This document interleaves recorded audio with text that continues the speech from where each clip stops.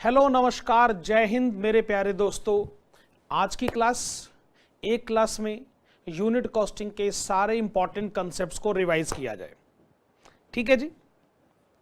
पहली बात तो मैं आपको ये बताना चाहूंगा कि यूनिट कॉस्टिंग का जो चैप्टर है ये बड़े सारे नामों से जाना जाता है। तो इंट्रोडक्शन में यहीं से शुरू करते हैं। इसके जितने भी नाम हैं सारे के सारे मैं आपको बता देता हूं। यूनिट कॉस्टिंग तो इसका नाम हमने ऊपर हेडिंग में लिखा ही है।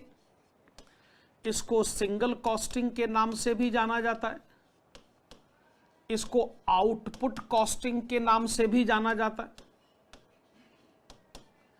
और इसका एक फोर्थ नेम भी है, चौथा नाम भी है, वो मैं आपको थोड़ी देर में बताता हूं जी। अभी आप ये मान के चलिए, unit costing, single costing, output costing, चौथा नाम अभी बताते हैं। ऑब्वियसली अब आप ये जानना चाहेंगे यूनिट कॉस्टिंग की जो टेक्निक है ये कौन सी ऑर्गेनाइजेशंस के लिए एप्लीकेबल होती है। ओके, तो वो जो ऑर्गेनाइजेशंस हैं जिस पे यूनिट कॉस्टिंग की टेक्निक अप्लाई करी जा सकती है, भाई उनमें दो फीचर्स होनी चाहिए। पहली बात तो ये कि या तो वो आइडेंटिकल गुड्स बनाते हो या फिर लेस वैरायटी गुड्स बनाते हो। वैरायटी बहुत ज्यादा नहीं है जी, या तो एक ही तरीके का प्रोडक्ट है, या अगर वैरायटी है भी तो वैरायटी बहुत ज्यादा नहीं। जैसे जो पेन बनाने वाली कंपनी है वो ऐसे ही पेन बनाती है जी, और अगर वैरायटी है भी तो कितनी वैरायटी होगी। लेकिन जो दूसरा फीचर है और वो ये है लार्ज क्वांटिटी ऑफ प्रोडक्शन। वो जो उनका वॉल्यूम है ना, वो वॉल्यूम बहुत ज्यादा है। वैरायटी ज्यादा नहीं है लेकिन क्वांटिटी बहुत ज्यादा है। जैसे मैं आपको कह रहा हूं पेन बनाने वाली कंपनी, भाई एक ही बार में लाखों, हो सकता है करोड़ों पेन बना दिए जाते हो। शू मैन्युफैक्चरिंग कंपनी है जैसे, उसमें क्या होता है कि आइडेंटिकल प्रोडक्ट है या फिर वैरायटी कम है, लेकिन जब भी क्वांटिटी बनती होगी ह्यूज लेवल पर बनती होगी। जैसे आपने ब्रिक मैन्युफैक्चरिंग कंपनी, ईंटें बनाने की भट्टी देखी हो, वो ईंटें एक ही तरीके की ईंट बनती है लेकिन जब भी बनती होगी ह्यूज लेवल पर बनती होगी। स्टेशनरी वाली कंपनी का एग्जांपल तो मैं आपको दे ही चुका हूं, पेन, पेंसिल, कॉपी जैसे। और भी किसी भी इंडस्ट्री के बारे में सोचें, अगर वो ये दो कंडीशन को फुलफिल कर पाते हैं। कौन सी दो कंडीशन? एक, आइडेंटिकल गुड्स हैं या लेस वैरायटी गुड्स हैं, और दूसरी क्वांटिटी का जो प्रोडक्शन होगा वो ह्यूज लेवल पर होगा, क्वांटिटी बहुत ज्यादा प्रोड्यूस करी जाती हो। वेरी गुड जी, बड़ी अच्छी बात है।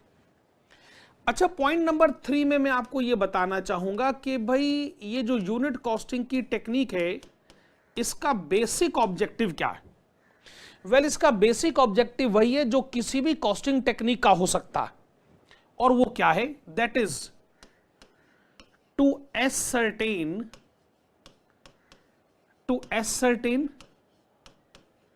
true cost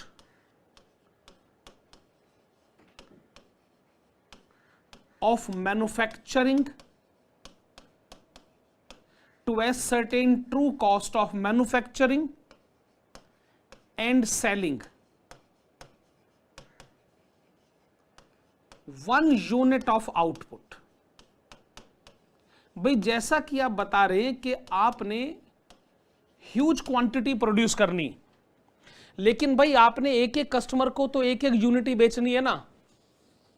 अब आप एक कस्टमर को एक ही पेन बेचोगे, या फिर मैं पेन खरीदूंगा तो एक ही पेन खरीदूंगा। हो सकता है मैं एक से ज्यादा भी खरीद लूं, लेकिन फिर भी एक जनरल एग्जांपल दे रहा हूं। जूते खरीदने के लिए जाऊंगा तो एक बार में एक जोड़ी जूते ही खरीदूंगा। मैं ये कह रहा हूं कि ऑब्जेक्टिव क्या है कि जो एक एक यूनिट आप एक एक कस्टमर को बेचते हैं, हमें उसकी जाननी है पर यूनिट कॉस्ट। मैन्युफैक्चरिंग स्टेज की कॉस्ट कितनी हुई, और उसके बाद जब हम प्रोडक्ट को कस्टमर को बेचते हैं और सेलिंग कॉस्ट का अमाउंट भी उसमें ऐड हो जाता है। अच्छा, पर यूनिट कॉस्ट का क्या करिएगा? अरे ये क्या सवाल पूछ लिया जी। टू एसर्टेन या फिर decide the selling price per unit. अरे भाई जब आप ट्रू कॉस्ट पर यूनिट पता कर लोगे तो उसमें जितना भी प्रॉफिट आप कमाना चाहें वो तो खैर आपके खुद के बिजनेस की पॉलिसी हो सकती है, प्रॉफिट ऐड करिए, आपको पता चलेगा कि क्या जस्टिफाइड एप्रोप्रिएट सेलिंग प्राइस आप कस्टमर से चार्ज करेंगे। तो सेलिंग प्राइस डिसाइड करना है तो कॉस्ट प्राइस पता करनी पड़ेगी। और ये जो आइडेंटिकल मैन्युफैक्चरिंग गुड्स का केस है या फिर लेस वैरायटी गुड्स का केस है जहां क्वांटिटी ह्यूज लेवल पर बनाई जाती है, वहां पे जो टेक्निक फॉलो करी जाती है उस टेक्निक को कहते हैं सिंगल कॉस्टिंग, आउटपुट कॉस्टिंग या यूनिट कॉस्टिंग। अच्छा, अब ये टारगेट हमारा अचीव होगा कैसे, ये कहना और बात है कि भाई हम तो कॉस्ट पता करना चाहते हैं, पर ये कॉस्ट पता करी कैसे जाएगी मैं बताता हूं। We have to prepare a statement. We have to prepare a statement. और वो जो स्टेटमेंट बनाई जाएगी उस स्टेटमेंट का नाम होगा कॉस्ट शीट। मैं अभी आपको बता रहा था ना कि इस चैप्टर का एक चौथा नाम भी है और ये नाम सबसे ज्यादा पॉपुलर है जी। ज्यादातर स्टूडेंट इसको कॉस्ट शीट के चैप्टर के नाम से ही जानते हैं। एक स्टेटमेंट बनानी पड़ेगी, उस स्टेटमेंट का नाम होगा कॉस्ट शीट।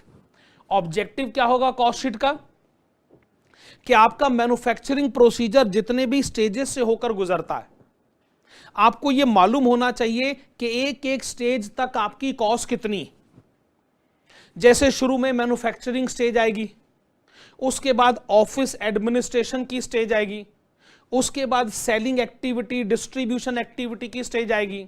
तो आपको एक एक स्टेज की कॉस्ट को बड़े जस्टिफाइड मैनर में पता करना। अच्छा, अब मैं आपको यह बताना चाहूंगा कि जब आप कॉस्ट शीट बनाएं तो कॉस्ट शीट बनाने के दो पॉसिबल सिचुएशन हो सकती। पहली सिचुएशन ये कि जिसमें आपको स्टॉक की डिटेल्स गिवन ना हो। Point number 5, without stock.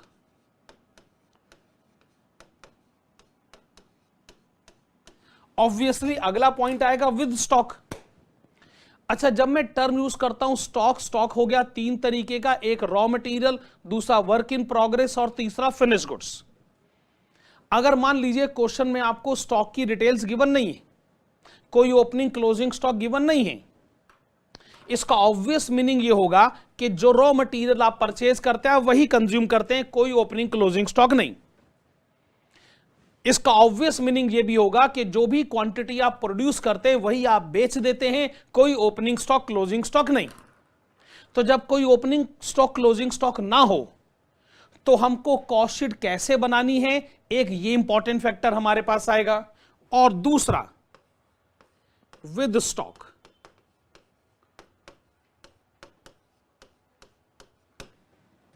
और अगर स्टॉक हो क्वेश्चन में, और ज्यादातर क्वेश्चन जो आपके एग्जाम में आएंगे वो स्टॉक के साथ ही होंगे। अब यहां पर हम आगे बढ़ेंगे और दो बातें हम लोग समझेंगे, एक कॉस्ट शीट स्टॉक के बगैर कैसे, और दूसरा कॉस्ट शीट स्टॉक के साथ कैसे। वाह जी वाह। अच्छा, अब मेरे प्यारे बच्चों मैं क्या काम करने वाला हूं, अब यहां से मैं अपनी मेन क्लासेस का वीडियो इसमें ऐड करूंगा जिसमें हम लोगों ने कॉस्ट शीट विदाउट स्टॉक और कॉस्ट शीट विद स्टॉक के कंसेप्ट को पढ़ाया था। तो मेरी टेक्निकल टीम को इंस्ट्रक्शन है कि यहां से उस वीडियो को ऐड कर दिया जाए। अच्छा, आप जानते हो जो स्टॉक्स है ना वो तीन तरीके के होते हैं, raw material, work in progress और फिनिश गुड्स। रॉ मटेरियल यानी जिसपे मैन्युफैक्चरिंग प्रोसीजर शुरू ही नहीं हुआ, आपने जैसे खरीदा वैसे ही पड़ा हुआ है। फिनिश गुड्स यानी जिसपे मैन्युफैक्चरिंग प्रोसीजर कंप्लीट हो गया, अब हम उसको बेच देंगे कस्टमर को। और work in progress, manufacturing procedure शुरू हो गया है पर खत्म नहीं हुआ जी, काम चल रहा है। जैसे हमने आपको बुक्स दी, उसमें बड़े सारे क्वेश्चंस हैं, शुरू में सारे के सारे क्वेश्चन रॉ मटेरियल हैं जी। आप इन क्वेश्चंस को पढ़ते गए, समझते गए, सारी बातें क्लियर होती गई, ये फिनिश गुड्स बनते गए। यानी पेपर में आ जाए क्वेश्चन, हम दे देंगे, हम इसका आंसर दे देंगे। पर मान लीजिए अभी किसी क्वेश्चन में आपकी पढ़ाई चल रही है, उसमें कोई डाउट है, अभी सिचुएशन क्लियर करनी बाकी है, तो इसका मतलब आप उसे कहेंगे वर्क इन प्रोग्रेस, यानी इन क्वेश्चंस पर अभी हमारी पढ़ाई चल रही है। आप कहेंगे सर ये कैसा बेकार सा एग्जाम्पल दे रहे हैं। तो चलो यार, बात को समझाने के लिए मैंने आपको एग्जाम्पल दिया। बाकी आप जानते हो मैन्युफैक्चरिंग सेक्टर जो है हमेशा से रॉ मटेरियल कुछ और खरीदता है पर अपने कस्टमर्स को कुछ और बेचता है।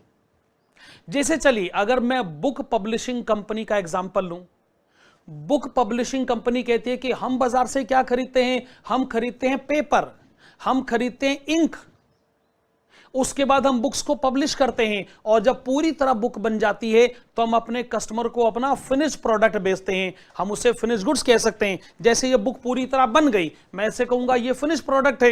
लेकिन शुरू में जो पेपर खरीदा गया था, जो इंक खरीदी गई थी, भैया वो तो रॉ मटेरियल ही था ना। खैर चलिए आइए जी शुरू करते हैं। हेडिंग है how to prepare cost sheet without stock. With stock की सिचुएशन बाद में देखेंगे जी। तो आप एक काम करिएगा जी, ओके ये कैसे बनाते हैं, इसके लिए आप ना 2 कॉलम्स बना लीजिएगा। एक की हेडिंग आपकी तरफ से होनी चाहिए पर्टिकुलर्स और दूसरे की हेडिंग डालिएगा अमाउंट। ठीक है जी, वेरी गुड। पर्टिकुलर्स और अमाउंट आपने 2 कॉलम्स बना लिए। कॉस्ट शीट बनाने का सिस्टम क्या है कि सबसे पहले जो कॉस्ट रिकॉर्ड करी जाती है ना, उसे हम कहते हैं डायरेक्ट मटेरियल्स कॉस्ट। क्या कहते हैं जी? Direct materials cost. सबसे पहले उसी को लिखेगा जी। उसके बाद जो दूसरी कॉस्ट रिकॉर्ड करी जाती है उसे हम कहते हैं डायरेक्ट लेबर कॉस्ट। वेल आप इसको वेजेस भी कह सकते हैं। डायरेक्ट मटेरियल कॉस्ट में आप डायरेक्ट लेबर कॉस्ट जैसे ही ऐड करेंगे,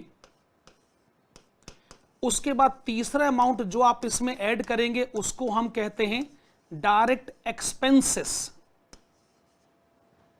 direct material, direct labour, direct expenses, जब हम तीनों का टोटल कर लेते हैं तो जो अमाउंट हमारे पास आता है हम उसको टेक्निकली कहते हैं प्राइम कॉस्ट, या फिर आप कहने को इसको डायरेक्ट कॉस्ट भी कह सकते हैं। तो डायरेक्ट कॉस्ट कहें, प्राइम कॉस्ट कहें, एक ही बात है। पर यहां थोड़ी देर के लिए रुकेगा। स्टूडेंट कह सकते हैं सर ये जो डायरेक्ट टर्म आपने यूज किया है ये वही है ना जो फाइनेंशियल अकाउंटिंग में होता है। फाइनेंशियल अकाउंटिंग में क्या होता है? अरे भाई वो एक्सपेंसेस जो ट्रेडिंग अकाउंट में आते हैं वो डायरेक्ट होते हैं और जो प्रॉफिट एंड लॉस अकाउंट में आते हैं वो इनडायरेक्ट होते हैं। दूसरे शब्दों में जो एक्सपेंसेस मैन्युफैक्चरिंग की स्टेज तक होते हैं वो डायरेक्ट होते हैं और जो मैन्युफैक्चरिंग की स्टेज के बाद में होते हैं वो इनडायरेक्ट होते हैं। तो मेरे प्यारे बच्चों, पहली पोजीशन तो आप यही क्लियर करिए, फाइनेंशियल अकाउंटिंग में पढ़ाई गई किसी बात से हमको कुछ लेना देना नहीं। आपको फाइनेंशियल अकाउंटिंग में क्या पढ़ाया गया है हम उसका सम्मान करते हैं, लेकिन आपसे रिक्वेस्ट है वो पढ़ाई आप खाली उसी सब्जेक्ट तक रखिएगा। जब आप हमारे सब्जेक्ट के पास आए तो हमें आप राइट दें, हम अपने पैरामीटर्स खुद डिसाइड करें। तो हम किसको कहते हैं डायरेक्ट, हम किसको कहते हैं इनडायरेक्ट, अब ये इंपॉर्टेंट मैटर हमारे लिए हो जाता है। हालांकि मैं आपको बाद में इसी थ्योरी के नोट में बताऊंगा कि ये डायरेक्ट मटेरियल लेबर एक्सपेंसेस क्या होता है, पर मुझे प्रॉब्लम ये लग रही है कि आप तब तक इंतजार नहीं कर पाओगे। आप चाहोगे कि इसका एक जनरल आइडिया आपको अभी से मिल जाए, मैं भी यही चाहता हूं। तो सुनिएगा, डायरेक्ट एक्सपेंस वो होता है, डायरेक्ट कॉस्ट वो होती है जो प्रोडक्ट के साथ डायरेक्टली आइडेंटिफाई होती है। जैसे भाई पेन मैन्युफैक्चरिंग कंपनी कहती है कि एक पेन को बनाने में कितना प्लास्टिक यूज हुआ है हम डायरेक्टली आइडेंटिफाई कर पाते हैं। एक पेन को बनाने में एक रिफिल डाला गया है, हम इसको डायरेक्टली आइडेंटिफाई कर पाते हैं। ओके, लेकिन ये पेन जिस मशीन पर मैन्युफैक्चर हुआ होगा, जरूर उस मशीन में कुछ ऑयल, ग्रीस, ऐसा कुछ कंपोनेंट, ऐसा कुछ मटेरियल यूज हुआ होगा। तो क्या आप ये बता सकते हैं कि एक पेन को बनाने में कितना ऑयल और कितना ग्रीस यूज किया गया था? आप कहेंगे सर नहीं बताया जा सकता या बड़ा मुश्किल होगा। तो इसीलिए जो कॉस्ट सीधे तौर पे डायरेक्टली आइडेंटिफाई होती है वो डायरेक्ट है और जो आइडेंटिफाई नहीं होती है वो इनडायरेक्ट है। एक और एग्जांपल आपको देता हूं। देखो, जैसे हम जितने स्टूडेंट्स को पढ़ाते हैं, हम अपने एक एक स्टूडेंट को बुक्स प्रोवाइड करा कर देते हैं, सही बात है जी। तो जो हमारे काम में जो बुक्स की कॉस्ट है, हम उसे कहते हैं डायरेक्ट मटेरियल कॉस्ट, क्योंकि जितने ज्यादा स्टूडेंट्स, हमें उतनी ज्यादा बुक्स डिस्ट्रीब्यूट करनी पड़ती हैं। यानी हमारे काम में बुक्स का कॉस्ट हम स्टूडेंट के साथ डायरेक्टली आइडेंटिफाई कर सकते हैं। लेकिन हम पढ़ाते समय, जैसे मैं ये मार्कर या पेन जो कुछ भी यूज करता हूं, लेकिन ये जो मेरी कॉस्ट है, क्या ये नंबर ऑफ स्टूडेंट के साथ आइडेंटिफाई होती है? क्या ज्यादा स्टूडेंट्स अगर मैं पढ़ाऊं तो क्या मेरी मार्कर की, पेन की कॉस्ट बढ़ जाएगी? आप कहेंगे सर बिल्कुल नहीं, ये आप कैसी बात कर रहे हैं। इसका मतलब ये जो कॉस्ट है ना, ये मैं अपने स्टूडेंट के साथ आइडेंटिफाई नहीं कर सकता हूं, तो इसको मैं कहूंगा तो मटेरियल कॉस्ट ही, पर ये इनडायरेक्ट मटेरियल है। कौन सा? Indirect material. अब मैं आता हूं डायरेक्ट लेबर पर। देखिए, जैसे आपने लेबर कॉस्ट का चैप्टर पढ़ा हुआ है, आप जानते हैं कि लेबर कॉस्ट के चैप्टर में आपने उन वेजेस को भी पढ़ रखा है जहां वर्कर को वेजेस आउटपुट के बेसिस पे दी जाती, यानी इतनी यूनिट्स बनाओ और इतने वेजेस। जब आप खुद कहते हो कि लेबर कॉस्ट आउटपुट के साथ आइडेंटिफाइड है, एक एक यूनिट के साथ आइडेंटिफाइड है, तो क्या वो लेबर कॉस्ट डायरेक्ट नहीं हुई? अरे प्यारे, क्या आप जानते नहीं? जैसे अगर हम अपने कोचिंग क्लासेस का एग्जांपल लें, जितनी भी स्टूडेंट से कलेक्शन होती है, उसका एक शेयर टीचर को भी दिया जाता है। तो टीचर कहता है ना, ज्यादा स्टूडेंट अगर होंगे तो मेरी कलेक्शन भी ज्यादा होगी, क्योंकि वो जो अमाउंट है जो टीचर को पे करा गया है, वो नंबर ऑफ स्टूडेंट के साथ आइडेंटिफाइड होता है। बात समझ में आई? अच्छा, उसी तरीके से अब डायरेक्ट एक्सपेंसेस भी आ रहा है। अब डायरेक्ट एक्सपेंसेस का एग्जांपल मैं थोड़ी देर के लिए रोक लेता हूं, क्योंकि बाद के थ्योरी के नोट में हम डायरेक्ट एक्सपेंसेस पर अच्छा खासा डिस्कशन करने वाले हैं। लेकिन आपको एक रफ आइडिया मिल गया है कि जब भी हम टर्म यूज करते हैं डायरेक्ट, जब भी हम कॉस्ट एंड मैनेजमेंट अकाउंटिंग की पढ़ाई में शब्द इस्तेमाल करेंगे डायरेक्ट, तो हमारा मतलब है उन एक्सपेंसेस के साथ जो कि डायरेक्टली आइडेंटिफाई होते हैं उस प्रोडक्ट के साथ, जिस प्रोडक्ट की मैन्युफैक्चरिंग करने के बाद आप अपने कस्टमर को बेच देते हो। अभी तक की पढ़ाई मैंने आपको यह बता दी है कि आप इन तीनों का टोटल करें और इन तीनों के टोटल को आप नाम दें, प्राइम कॉस्ट या फिर डायरेक्ट कॉस्ट। फिर आप इसमें ऐड करिएगा फैक्ट्री, या फिर आप टर्म यूज कर सकते हैं वर्क्स। फैक्ट्री कहें या वर्क्स कहें, एक ही बात है। आप ऐड करेंगे फैक्ट्री या फिर वर्क्स ओवरहेड्स। अच्छा, ओवरहेड्स जाने, अरे भाई ओवरहेड जाने इनडायरेक्ट एक्सपेंसेस, और क्या? यानी आपके फैक्ट्री की स्टेज के जितने भी इनडायरेक्ट एक्सपेंसेस हैं, यानी जो डायरेक्ट नहीं हैं, ध्यान से सुनिए, जो डायरेक्ट नहीं हैं, वो सारे के सारे आप यहां पर ऐड करें। इसको ऐड करके जो अमाउंट आता है ना, हम उस अमाउंट को क्या कहते हैं? सुनिएगा, हम उसे कहते हैं फैक्ट्री कॉस्ट, या फिर उसको कहा जा सकता है वर्क्स कॉस्ट। तो कोई अगर आपसे पूछे कि फैक्ट्री कॉस्ट क्या होता है, तो क्या जवाब दीजिएगा?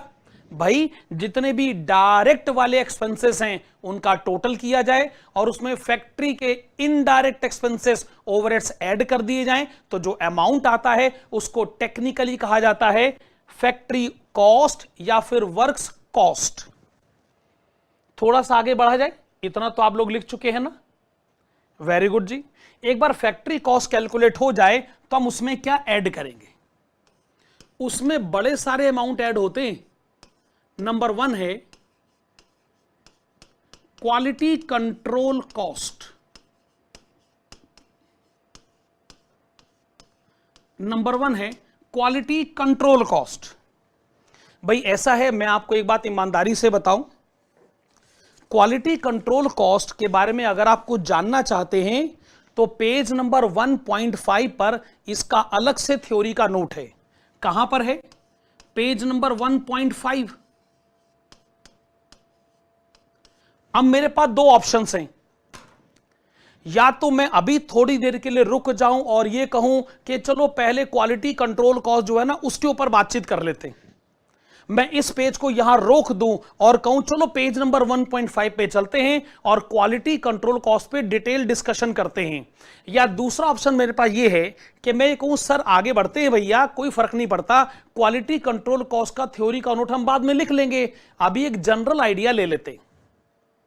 जनरल आइडिया यह है कि देखो भाई साहब, जब आपके प्रोडक्ट की मैन्युफैक्चरिंग चल रही होती है तब आप उसकी क्वालिटी को चेक करते हो कि सब कुछ ठीक ठाक चल रहे हैं कि नहीं।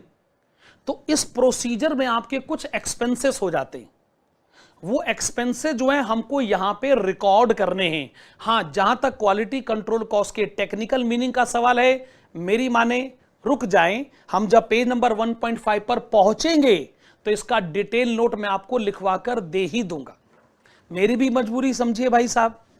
तो पेज नंबर 1.5 पर आपको मिल जाएगा, पर यह बात अभी समझ लें कि ये यहां पे ऐड करना पड़ता है जी। दूसरा जो अमाउंट आप ऐड करेंगे वो है प्राइमरी पैकिंग कॉस्ट।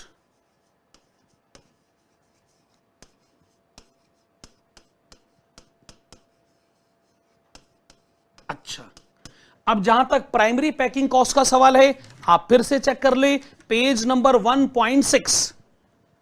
जब हम इस पेज पर जाएंगे तब हम इस कॉस्ट के बारे में आराम से बातचीत कर लेंगे। अभी तो आगे बढ़ने का टाइम आ गया, क्योंकि पहले मैं ये वाला थ्योरी नोट तो कंप्लीट करूं, कॉस्ट शीट का पूरा फॉर्मेट तो आपको लिखवा कर दूं। पर आप कहेंगे सर जनरल डिस्कशन करिए, जनरल डिस्कशन, ओके कोई नहीं, 1 मिनट का टाइम लगाते हैं। भाई प्रोडक्ट है तो उसकी पैकिंग तो करनी पड़ेगी। आप कह सकते हैं सर पैकिंग हमको मालूम है, ये प्राइमरी क्या है? प्राइमरी पैकिंग बच्चे वो पैकिंग होती है कि जिसके बगैर प्रोडक्ट कस्टमर को बेचा ही नहीं जा सकता, पॉसिबल ही नहीं है। एग्जाम्पल आपको देता हूं, आप लोगों ने अगर मार्केट से कभी टूथपेस्ट खरीदा हो, क्या टूथपेस्ट, तो वो जो पेस्ट होता है वो एक ट्यूब में डालकर आपको दिया जाता है। अगर वो उस ट्यूब में नहीं डाला जाएगा तो वो आपको नहीं बेचा जा सकता, बाजार में खुला थोड़ी बेचा जाएगा। तो ये जरूरी है कि उसको एक ट्यूब में डाला जाए। हाँ जी, उसके बगैर वो प्रोडक्ट पॉसिबली बेचा ही नहीं जा सकता, उसे कहते हैं प्राइमरी पैकिंग कॉस्ट। अच्छा, वो जो टूथपेस्ट होता है वो आपने जब खरीदा होगा तो एक बॉक्स में डाला होता है, वो गत्ते का बॉक्स होता है ना, आप उस गत्ते के बॉक्स का क्या करते हैं? कुछ नहीं करते, घर ले जाकर उसको ऐसे ही फेंक देते हैं, कूड़ेदान में डाल देते हैं, यही करते हैं ना। फिर वो बॉक्स है क्यों? अरे बॉक्स इसलिए है क्योंकि मेन प्रोडक्ट को बचाना होता है, क्योंकि इतनी ट्रांसपोर्टेशन कॉस्ट होती है। हमारा ऑब्जेक्टिव ये है कि वो जो पेस्ट है ना वो ट्यूब को बचाया जाए, इसलिए उसको बॉक्स में डाला जाता है। क्योंकि बॉक्स की कुर्बानी अगर होती है तो हो जाए बच्चे, वो प्राइमरी नहीं, वो सेकेंडरी पैकिंग होती। सेकेंडरी पैकिंग सिर्फ इसलिए ताकि प्राइमरी प्रोडक्ट को बचाया जा सके, और प्राइमरी पैकिंग वो कि जिसके बगैर प्रोडक्ट कस्टमर को बेचा ही नहीं जा सकता। अब मैंने इतनी सारी बातें तो आपको बता दी, आपने सुन ली, बाकी डिस्कशन हम कब करेंगे? जब पेज नंबर 1.6 आएगा, तब तक रुक जाइए भाई साहब, रुक जाइए। अच्छा, तीसरा जो अमाउंट हम इसमें ऐड करते हैं उसे हम लोग कहते हैं रिसर्च एंड डेवलपमेंट कॉस्ट। क्या कहते हैं? Research and development cost. अच्छा, आपको इसका थ्योरी का नोट कहां लिखा हुआ मिलेगा? पेज नंबर 1.7 पर। ओके, मेरे ख्याल से इसको तो समझाने की भी आवश्यकता नहीं, ऐसे बड़े सारे प्रोडक्ट है बिना रिसर्च के तो वो सर्वाइव ही नहीं कर सकते। मोबाइल फोन का एग्जांपल ले लीजिए, मोबाइल फोन इतनी टेक्नोलॉजी सुपर फास्ट स्पीड से चेंज हो रही है, हर 6 महीने के बाद नया मॉडल मार्केट में, तो रिसर्च बहुत जरूरी होती है जी। तो वो जो भी रिसर्च की कॉस्ट होती है वो यहां पर ऐड करनी पड़ती है। जो चौथा अमाउंट हम इसमें ऐड करते हैं वो कौन सा होता है? This is office and administration overheads. आप जो ऑफिस की सिचुएशन को मैनेज करते हैं, आप जो एडमिनिस्ट्रेशन की सिचुएशन को मैनेज करते हैं, इस कंटेक्स्ट में आपके जितने इनडायरेक्ट एक्सपेंसेस हुए हैं वो यहां पर ऐड करने पड़ते हैं। लेकिन ध्यान रखिएगा कि यहां पर खाली वही ऐड होंगे जो कि प्रोडक्शन एक्टिविटी से रिलेटेड हो। प्रोडक्शन एक्टिविटी से रिलेटेड हो से हमारा मतलब क्या है? सुने सुने सुने, जब गुड्स प्रोड्यूस करे जाते हैं तो उन प्रोड्यूस गुड्स को संभाला जाता है। कहां संभाला जाता है? वेयरहाउस में। हो सकता है वेयरहाउस का हमको रेंट देना पड़े, वेयरहाउस में जो स्टाफ अपॉइंट कर रखा है उसको सैलरी देनी पड़े, वेयरहाउस का जो हो सकता है इलेक्ट्रिसिटी बिल आएगा। ये जितने भी हमारे इनडायरेक्ट एक्सपेंसेस हैं, और वो इसलिए हैं ताकि जो प्रोड्यूस्ड गुड्स हैं यानी जो प्रोडक्शन है उस कंटेक्स्ट में आपके ये एक्सपेंसेस हुए हैं वो सारे के सारे आपको यहां पर ऐड करने पड़ेंगे। तो एक बार फैक्ट्री कॉस्ट कैलकुलेट हो जाए तो ये 4 अमाउंट्स आपको ऐड करने पड़ते हैं, लेकिन साथ ही साथ एक अमाउंट आपको माइनस भी करना पड़ता है। और क्या माइनस करना पड़ता है जरा लिखिएगा जी। Sale value of scrap, in fact पूरा नाम मैं लिखना चाहूंगा फैक्ट्री स्क्रैप।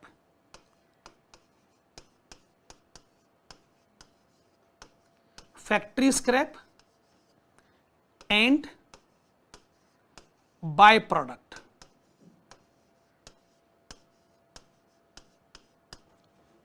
आप ये माइनस करेंगे तो ये बात फिर आप ब्रैकेट में लिखेंगे ना। अच्छा, बाय प्रोडक्ट क्या होता है मुझे ये आपको बताने की आवश्यकता नहीं है। प्रोसेस कॉस्टिंग का चैप्टर हम लोग वॉल्यूम नंबर 1 में कवर करके आए। मैन्युफैक्चरिंग करते करते जो भी फैक्ट्री स्क्रैप होता है, और आप जानते हो हम उसे बेच देते हैं, बेचकर कुछ रुपए मिल जाते हैं। बाय प्रोडक्ट को बेच देते हैं, बेचकर कुछ रुपए मिल जाते हैं, तो उससे हम अपनी कॉस्ट को थोड़ा कम कर देंगे। तो जो फाइनल अमाउंट हमारे पास आएगा, हम उस फाइनल अमाउंट को किस नाम से जानेंगे मेरे प्यारे बच्चों? इसको कहा जाता है कॉस्ट ऑफ प्रोडक्शन। क्या कहा जाता है? Cost of production. एक बार कॉस्ट ऑफ प्रोडक्शन हमारे हाथ आ जाए तो उसमें फाइनली 2 अमाउंट ऐड करे जाते हैं। Number 1 office and administration overheads, brackets में लिखेगा जनरल। ओके, आप इसको ऐसे सोचिए कि जो office and administration produce quantity के साथ आइडेंटिफाई हो रहे थे वो तो ऊपर ऐड हो जाता है, लेकिन जो बाकी ऑफिस एक्सपेंसेस हैं, भाई ऑफिस में ऐसा बड़ा सारा स्टाफ होता है जो मिसलेनियस एक्टिविटीज में एंगेज है, यानी बिजनेस को तो संभाल रहा है, लेकिन वो कहता है कि हमारा प्रोड्यूस क्वांटिटी से सीधे तौर पर कोई संबंध नहीं है। वहां पे जितने भी आपके इनडायरेक्ट एक्सपेंसेस हुए, भले ही आपने रेंट पे करा, भले ही आपने इलेक्ट्रिसिटी बिल पे करा, भले ही आपने स्टाफ को सैलरी पे करी, वो सारे के सारे आपके यहां पर जाकर ऐड होंगे। और लास्ट में जो अमाउंट ऐड किया जाता है वो है सेलिंग एंड डिस्ट्रीब्यूशन ओवरहेड्स। क्या ऐड किया जाता है? Selling and distribution overheads. यहां जाके हमारी एक्सपेंसेस की जो लिस्ट है वो पूरी तरीके से कंप्लीट हो जाती, और एक बार सारे एक्सपेंसेस का टोटल आ जाए तो हम उसको क्या कहते हैं? ये हमारी टोटल कॉस्ट है, लेकिन हम मोर टेक्निकली इसको क्या नाम देते हैं? Well, this is cost of sales. वैसे ये टोटल कॉस्ट है, पर हम इसको मोर टेक्निकली नाम देते हैं कॉस्ट ऑफ सेल्स। एक बार टोटल कॉस्ट हमारे पास आ जाए तो मैनेजमेंट क्या करेगा? मैनेजमेंट इसमें अपना डिजायर्ड प्रॉफिट ऐड करेगा, और डिजायर्ड प्रॉफिट ऐड करते ही आपको यह पता चल जाएगा कि आपको कस्टमर से सेल्स वैल्यू के नाम पर कितना अमाउंट कलेक्ट करना है। कॉस्ट शीट का ये है पूरा फॉर्मेट, और ये पूरा फॉर्मेट भी प्यारे तब है जब अभी स्टॉक पिक्चर में नहीं आया है। Raw material, work in progress, finish goods पर बात नहीं हुई है।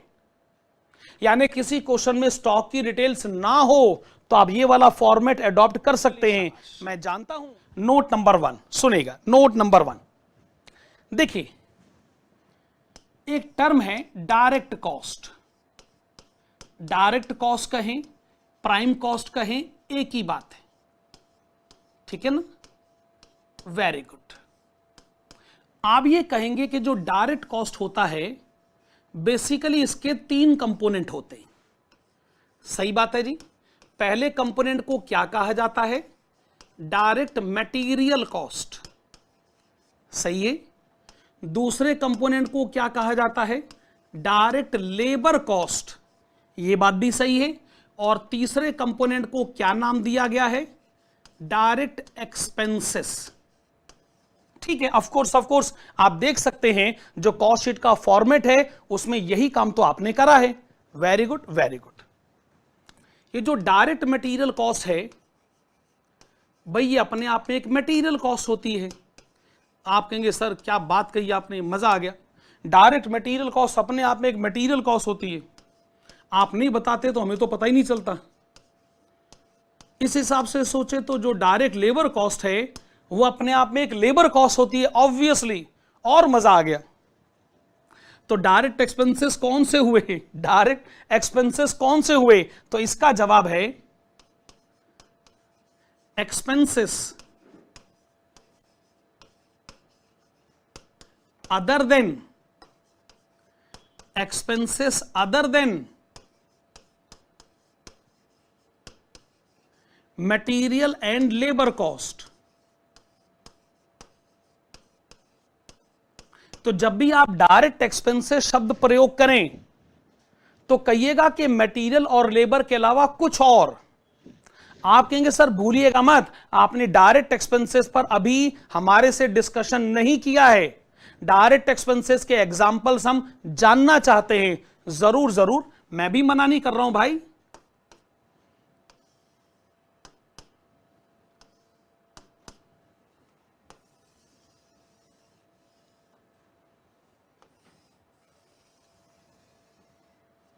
हाँ जी, सुनिएगा। डायरेक्ट मटेरियल कॉस्ट एक मटेरियल कॉस्ट होती है, डायरेक्ट लेबर कॉस्ट होती है, एक्सपेंसेस मटेरियल और लेबर के अलावा बाकी। लेकिन सच cost must be completely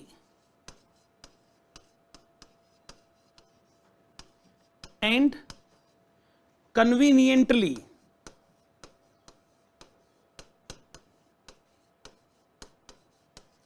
identified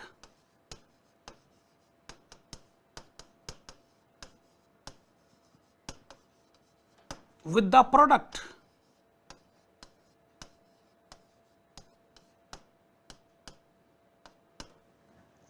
हम ये कहना चाहते हैं कि ये वो हैं जो प्रोडक्ट के साथ कंप्लीटली और कन्वीनियंटली आइडेंटिफाई होते। कंप्लीटली और कन्वीनियंटली यानी पूरे तौर पर और बड़े आराम से। तो जिसमें ये फीचर ना हो तो क्या करें? तो फिर आप अपने आप को डायरेक्ट कहने की कोशिश ना करें। तो फिर हम कौन है? फिर हम इनडायरेक्ट हैं, क्योंकि जो एक्सपेंस डायरेक्ट नहीं हुआ भाई वो इनडायरेक्ट तो हो ही जाएगा ना। अब नोट नंबर 2 ऐसे लिखेगा जैसे मैं लिख रहा हूं। Examples of direct materials। वाह जी वाह। सबसे पहला एग्जाम्पल तो मैं वही देना चाहूंगा जो हम लोग पिछले पेज पे डिस्कशन में ले रहे थे। लिखेगा जी एक example, paper used in book publishing business।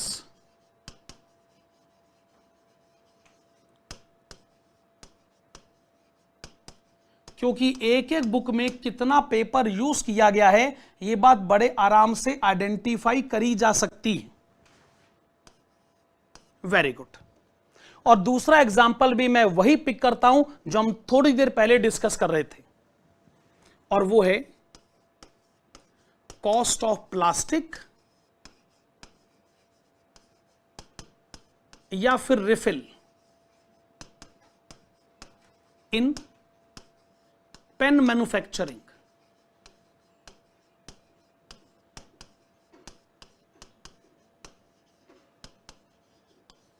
मेरे प्यारे बच्चों, ऐसे तो मैं और आपको बहुत सारे एग्जाम्पल दे सकता हूं, लेकिन आप सोचिए कि हमारे पास भी स्पेस का लिमिटेशन है, और अगर बात समझ में आ गई है तो एग्जाम्पल्स को फिर हमें जानबूझ के रोक देना चाहिए। जैसे कोई कह सकता है कि सर ये जो बल्ब बनाया जाता है, बल्ब मैन्युफैक्चरिंग, उसमें जो ग्लास इस्तेमाल होता है, ऑफ कोर्स एकदम सही बात है। आप ये कह सकते हो कि सर कि जूते के बनाने में जो लेदर इस्तेमाल किया जा सकता है, बड़ी सही बात है। लेदर का ही एग्जांपल ले तो बैग बनाने में कितना लेदर इस्तेमाल किया जा सकता है, बड़ी सही बात है जी। तो सारे के सारे आखिर क्या हैं कि जो प्रोडक्ट में डायरेक्टली आइडेंटिफाई हुए और वो मटेरियल कॉस्ट की नेचर में है, इसको मैं क्या कहना चाहूंगा, डायरेक्ट मटेरियल कॉस्ट। ज्यादा एग्जाम्पल लिखने का कोई फायदा नहीं होगा, मैं बात को आगे बढ़ाता हूं। अब आप लिखेंगे examples of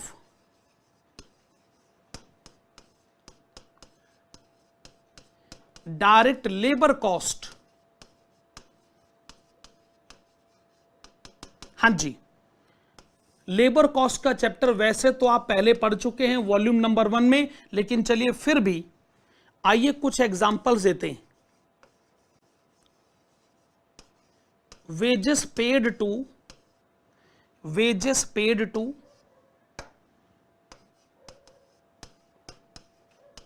factory machine operators. क्या लिखा आपने, फैक्ट्री मशीन ऑपरेटर्स। ऐसा जनरली देखा गया है कि फैक्ट्री मशीन ऑपरेटर्स को जो वेजेस दी जाती हैं वो आउटपुट बेस्ड होती हैं, यानी जितनी क्वांटिटी आपने बनाई उसके हिसाब से वेजेस कैलकुलेट हो जाती हैं, तो ये प्रोडक्ट के साथ सीधे तौर पर आइडेंटिफाई होती है। ठीक बात है जी। अच्छा, एक बड़ा इंटरेस्टिंग एग्जांपल ये मैं आपको अपने ही रिलेशन में यानी अपनी इंडस्ट्री से रिलेटेड बताना चाहूंगा। Amount paid to teachers, amount paid to teachers इन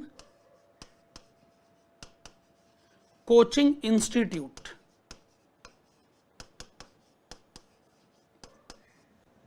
मैं यहां एक पोजीशन क्लियर करना चाहूंगा कि जो कोचिंग इंस्टीट्यूट है वो यूनिट कॉस्टिंग की टेक्निक में कभी नहीं जाएंगे, क्योंकि वो सर्विस प्रोवाइडिंग इंडस्ट्री है, और जो सर्विस प्रोवाइडिंग इंडस्ट्री है उनके लिए ऑपरेटिंग कॉस्टिंग या सर्विस कॉस्टिंग की टेक्निक है। इसलिए मेरे इस एग्जाम्पल को ना गलत मत समझिएगा, मैं सिर्फ आपको बात समझा रहा हूं कि कोचिंग सेंटर्स में जो पैसा टीचर को दिया जाता है, चूंकि वो स्टूडेंट से होने वाली कलेक्शन पर बेस्ड होता है, यानी जितने स्टूडेंट्स की कलेक्शंस होंगी उसका इतना परसेंटेज टीचर को दे दिया जाएगा। नंबर ऑफ स्टूडेंट अगर ज्यादा हुए तो टीचर को दी जाने वाली वेजेस भी ज्यादा हो जाएंगी। इसलिए ये सिर्फ एक एग्जाम्पल है, प्लीज इसका यह मतलब बिल्कुल ना निकाला जाए कि कोचिंग सेंटर्स में यूनिट कॉस्टिंग की टेक्निक फॉलो होती है। मैंने ऐसी बात बिल्कुल भी नहीं कही है, ठीक है। Examples of direct expenses.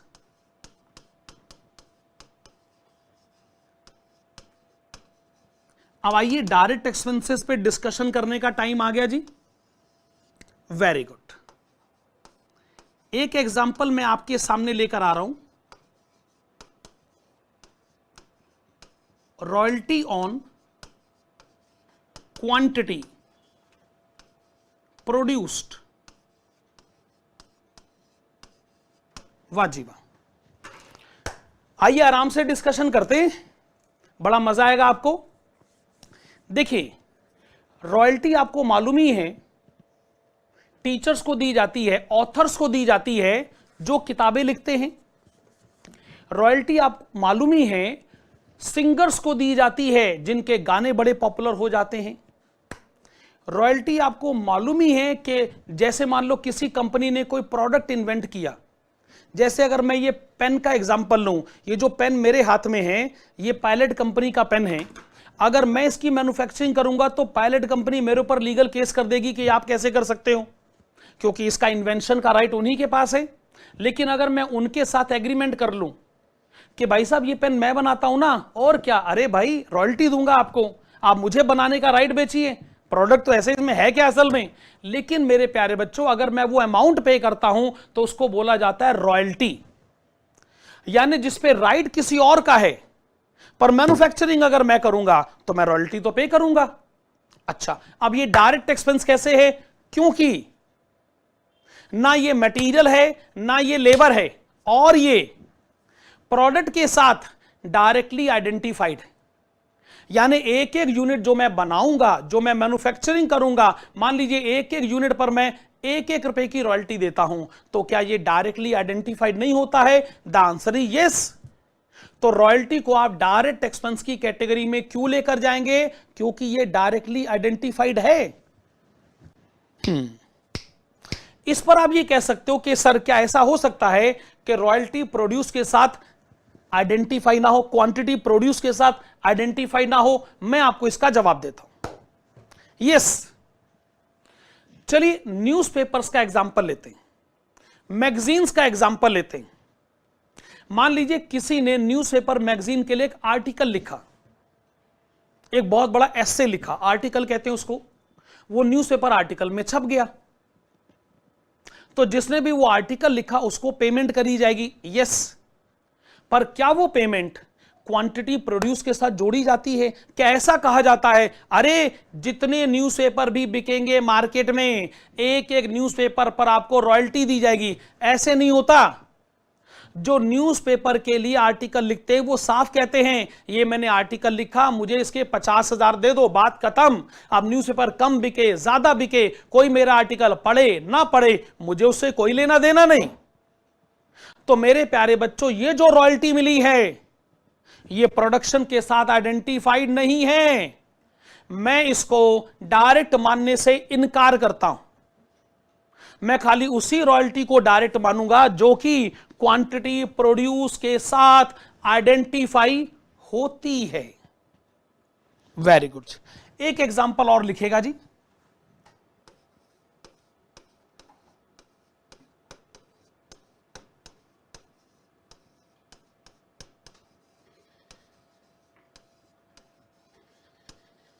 Cost of special moulds and design.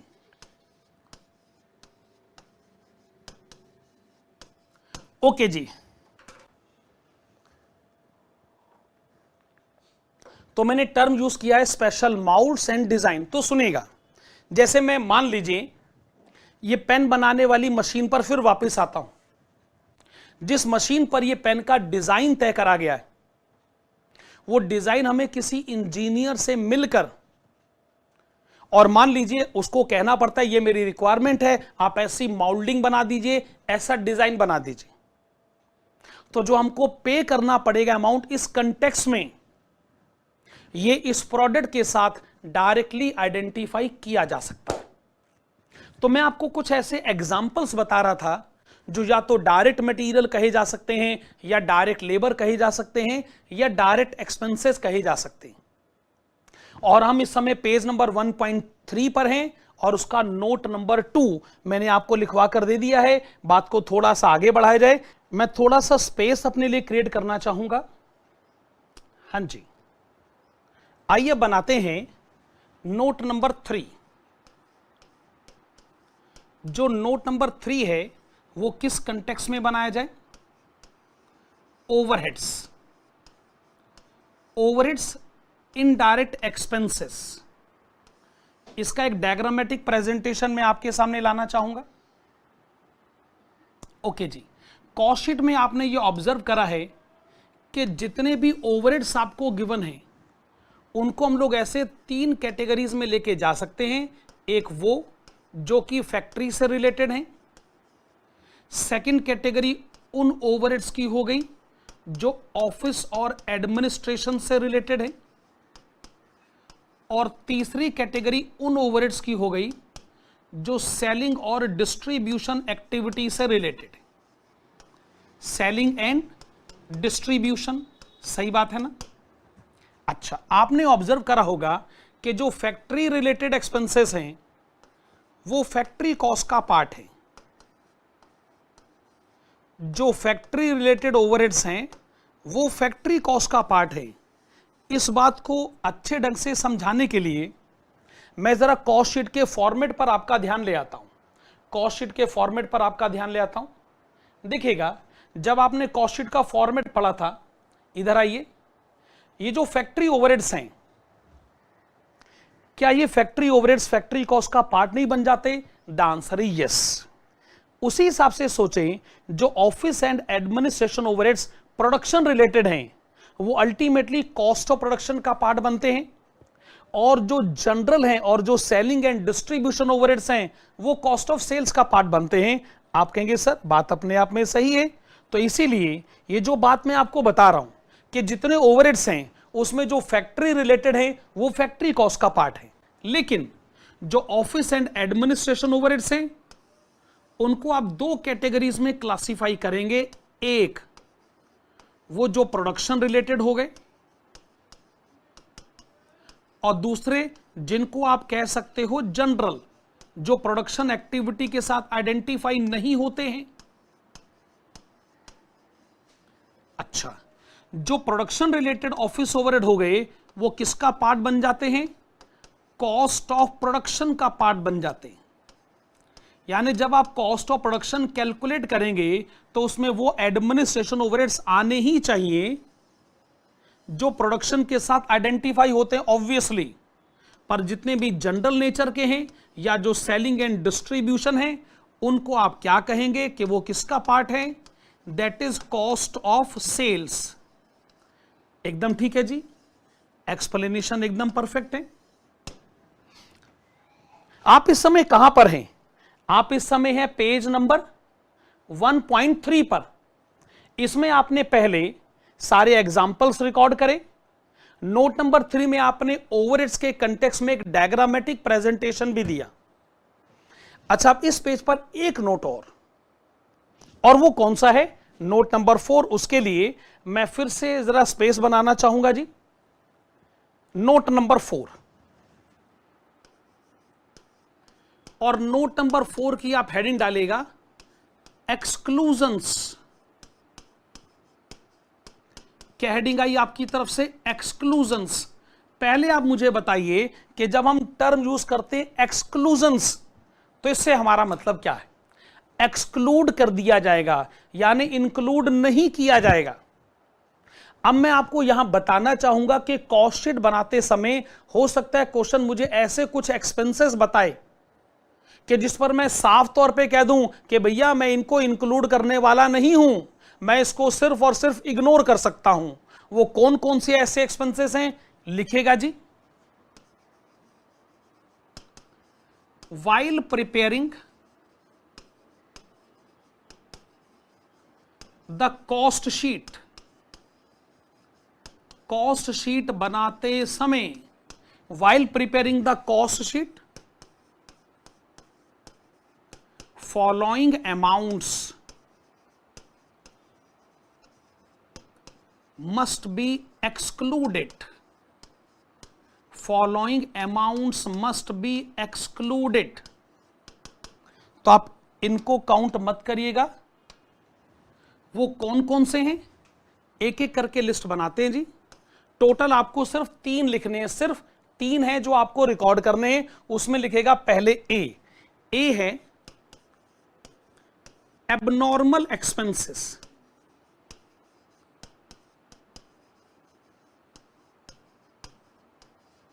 जब से आपने कॉस्ट अकाउंटिंग पढ़नी शुरू करी है तब से हर बार हमने कहा है कि हमारा ऑब्जेक्टिव है नॉर्मल कॉस्ट को आइडेंटिफाई करना। अगर कुछ एक्सपेंसेस एबनॉर्मली हो गए, इस पीरियड में हो गए, क्वेश्चन ने हमको कहा कि एक्सपेंसेस हो गए लेकिन वो होने नहीं चाहिए थे, तो भैया साफ तौर पे बता रहा हूं इनको इंक्लूड मत करना। कहना जी हम इसको रिकॉर्ड नहीं करेंगे क्योंकि हमारा ऑब्जेक्टिव है कि सिर्फ और सिर्फ नॉर्मल एक्सपेंसेस रिकॉर्ड होंगे। अगर एबनॉर्मल एक्सपेंसेस क्वेश्चन में लिखे हैं, साफ तौर पे मना कर देना कि कॉस्ट बुक्स में इनके लिए कोई जगह नहीं, क्योंकि हम नॉर्मल कॉस्ट बताते हैं और उसके बेसिस पर यह पता चलता है कि कस्टमर से नॉर्मल सर्कमस्टांसेस में कितनी कॉस्ट रिकवर करी जानी चाहिए। ओके, आप दूसरा कौन सा अमाउंट काउंट नहीं करेंगे, लिखेगा B point, this is interest on डेप्ट कैपिटल। क्या लिखा आपने, इंटरेस्ट ऑन डेप्ट कैपिटल। और ये क्यों काउंटर नहीं करना है, इसका एक बड़ा सिंपल सा रीजन है, because interest is financial cost and not operating cost.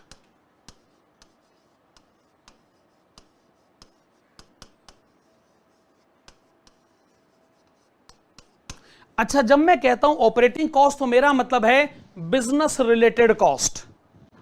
मेरे प्यारे बच्चों, अगर मैंने लोन ले रखा है, मैं इंटरेस्ट देता हूं, तो इंटरेस्ट मेरा फाइनेंशियल कॉस्ट है, मेरा बिजनेस रिलेटेड कॉस्ट नहीं है। यहां पे जरा फर्क समझिएगा कि ये बिजनेस रिलेटेड कॉस्ट क्या होता है और फाइनेंशियल कॉस्ट क्या होता है। अब जैसे मान लीजिए हमने अपने बिजनेस में एयर कंडीशनर इंस्टॉल करा, एसी, ठंडी हवा के लिए। तो मेरे प्यारे बच्चों, एसी चलाने के लिए बिजली खर्च होती है, तो इसका मतलब इलेक्ट्रिसिटी बिल बिजनेस एक्सपेंडिचर है। लिखिए ना उसको, कौन रोक रहा है आपको? ओके, आप कहेंगे सर ओके इलेक्ट्रिसिटी बिल पर बात होगी, क्या एसी पर डेप्रीसिएशन होगा? यस, डेप्रीसिएशन लिखिए ना, कौन आपको रोक रहा है?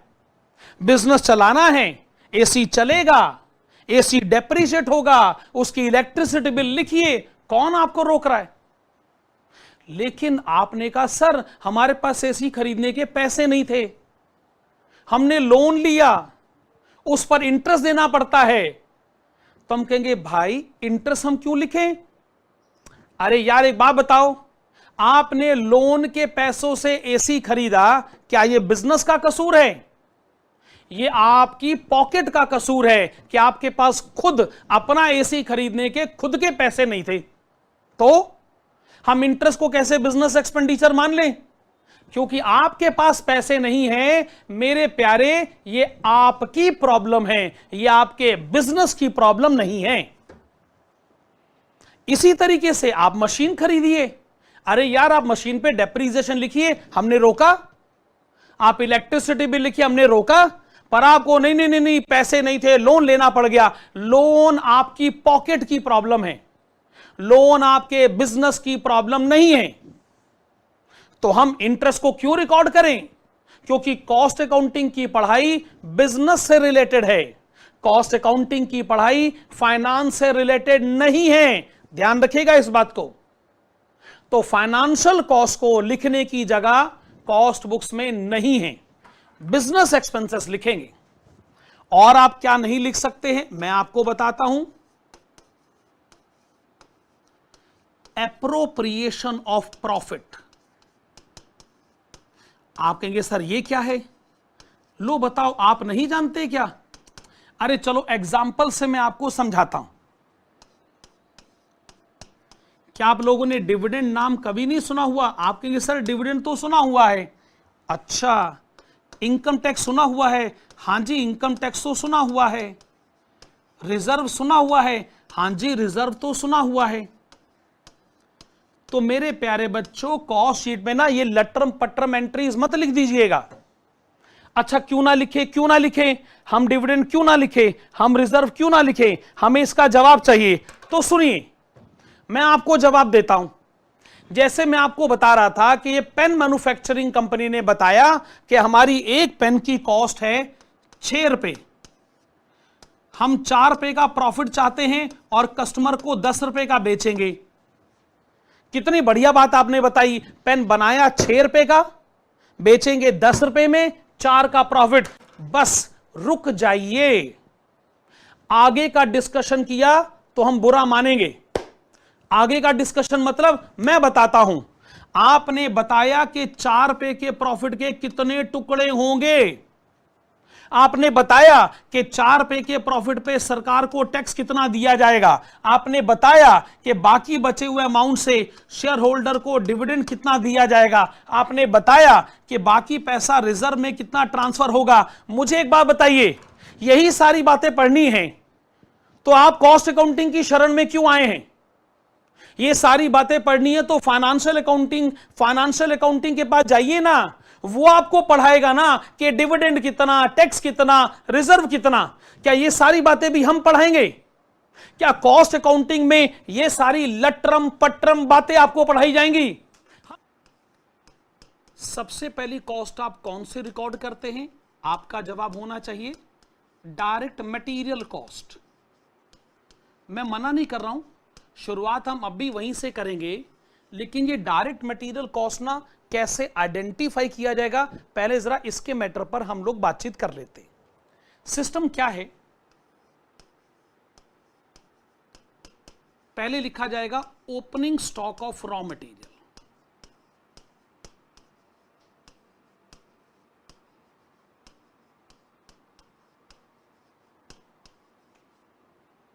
ठीक है जी। क्या लिखा जाएगा? Opening stock of raw material. उसमें आप ऐड करिएगा परचेजेस ऑफ रॉ मटेरियल। इस पर आप कहेंगे सर जी बात समझ में आ गई, इस हिसाब से सोचे तो अब आप माइनस करवा देंगे closing stock of raw material.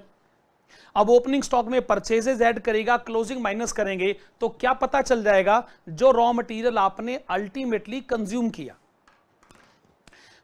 पिछले पेजेस पे हम जो कॉस्ट शीट का फॉर्मेट पढ़ रहे थे, चूंकि हम ये मानते थे कि ओपनिंग क्लोजिंग स्टॉक अपने को गिवन नहीं है, तो यानी जो है कुल मिलाकर मटेरियल कॉस्ट यही है, तब हम सीधा ही रिकॉर्ड कर देते थे। यहां पर हमको पता करना पड़ेगा स्टॉक की एडजस्टमेंट के साथ। एकदम सही आपने पहचाना। तो ओपनिंग स्टॉक ऑफ मटेरियल में जब आप परचेजेस ऑफ मटेरियल ऐड करें तो कुछ और बातों का ध्यान रखना पड़ेगा। कौन सी बातों का? प्लस आपको ध्यान होगा, आपने कभी टर्म पढ़ा होगा कैरेज यानी फ्रेट। और कौन सा कैरेज और कौन सा फ्रेट? अरे इनवर्ड्स। अरे याद करिए यार, 11th क्लास से आप पढ़ते आ रहे हैं।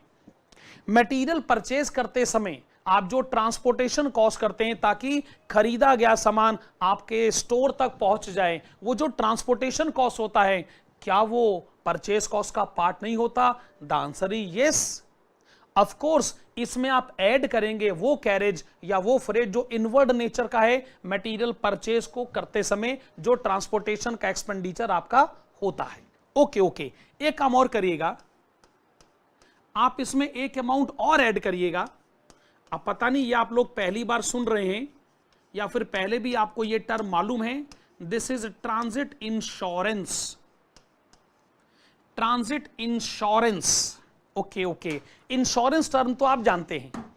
ट्रांजिट यानी बीच रास्ते में। देखो कई बार ऐसा होता है कि जो मटेरियल आपने परचेज किया उसको लेकर आपको थोड़ा सा खतरा होता है, कहीं बीच रास्ते में ये खराब हो गया तो। देखो ऐसा है यार, सामान सेफ आपके पास पहुंच भी तो जाना चाहिए, और अगर खास तौर पे बहुत वैल्यूएबल वो है तो आपने इंश्योरेंस करवाया ताकि जो भी मटेरियल आपने परचेज किया वो बड़ी सेफ कंडीशन में आप तक पहुंच जाए।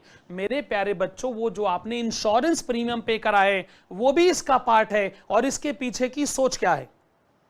सोच ये है कि जब तक सामान मेरे पास पहुंच नहीं जाता तब तक जितने भी एक्सपेंसेस मैं करता हूं वो परचेज कॉस्ट का पार्ट है, भले ही वो कैरेज का एक्सपेंडिचर हो, भले ही वो इंश्योरेंस का एक्सपेंडिचर क्यों ना हो। ऑब्वियसली। खैर चलिए, इन सबको ऐड करने के बाद आप क्या करेंगे? आप इसमें से डिडक्ट करिएगा closing stock of raw material. जो रॉ मटेरियल आपने अभी तक कंज्यूम नहीं करा है, ऑब्वियसली आप उसे माइनस तो करेंगे ही ना। माइनस करेंगे तो ही तो आपको पता चलेगा कि कितना रॉ मटेरियल बेसिकली अब तक आप परचेज कर चुके हैं। लेकिन एक अमाउंट आपको और माइनस करना पड़ेगा। कौन सा? Sale value of scrap of raw material, sale value of scrap of raw material.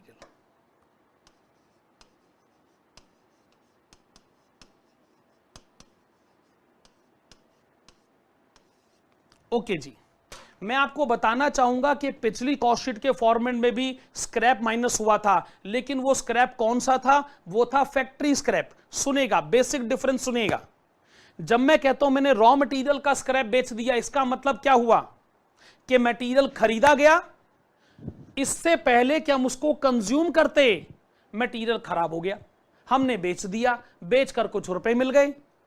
भाई एक होता है कि मैन्युफैक्चरिंग करते करते स्क्रैप हो गया, वो बाद में सोचा जाएगा। एक ये स्क्रैप कौन सा है कि भाई साहब अभी तो मैन्युफैक्चरिंग शुरू भी नहीं हुई थी, यहीं पे स्क्रैप हो गया, हमने बेच दिया, बेचकर कुछ रुपए मिल गए, चलो मटेरियल डिपार्टमेंट की कॉस्ट थोड़ी सी कम हो गई भाई। अब जो फाइनल अमाउंट हमारे पास आएगा ना, वो है हमारे लिए रॉ मटेरियल कंज्यूम्ड। अल्टीमेटली ये है वो रॉ मटेरियल कंज्यूम्ड जिसको कि हम डायरेक्ट मटेरियल कॉस्ट के नाम से जानते हैं। ठीक है जी।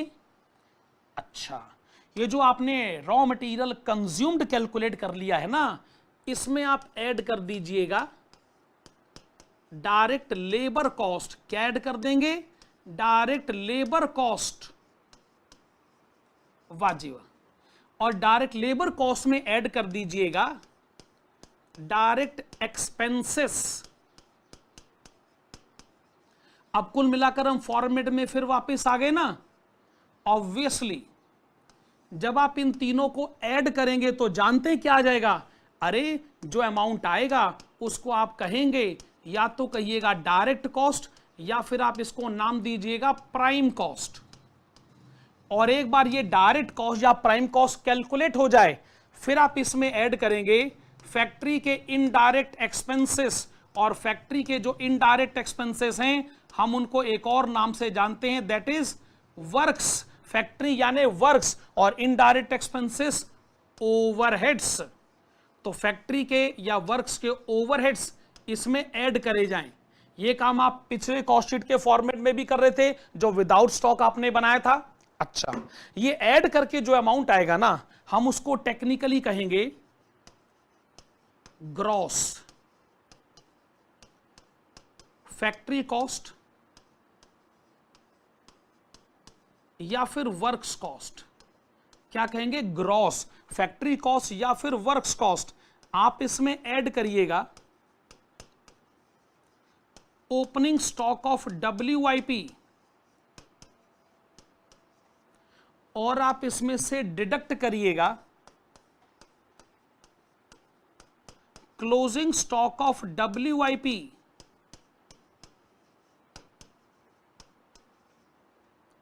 और ये प्लस माइनस करने के बाद जो अमाउंट आएगा ना, उसको हम टेक्निकली कहेंगे फैक्ट्री कॉस्ट कह लीजिए या फिर वर्क्स कॉस्ट कह लीजिए। अब यहां थोड़ी देर के लिए रुकेगा। क्या आप जानते जब आप ओपनिंग स्टॉक ऐड करते तो आप क्या मैसेज देते हैं? आप ये मैसेज देते हैं कि ये हमारा है।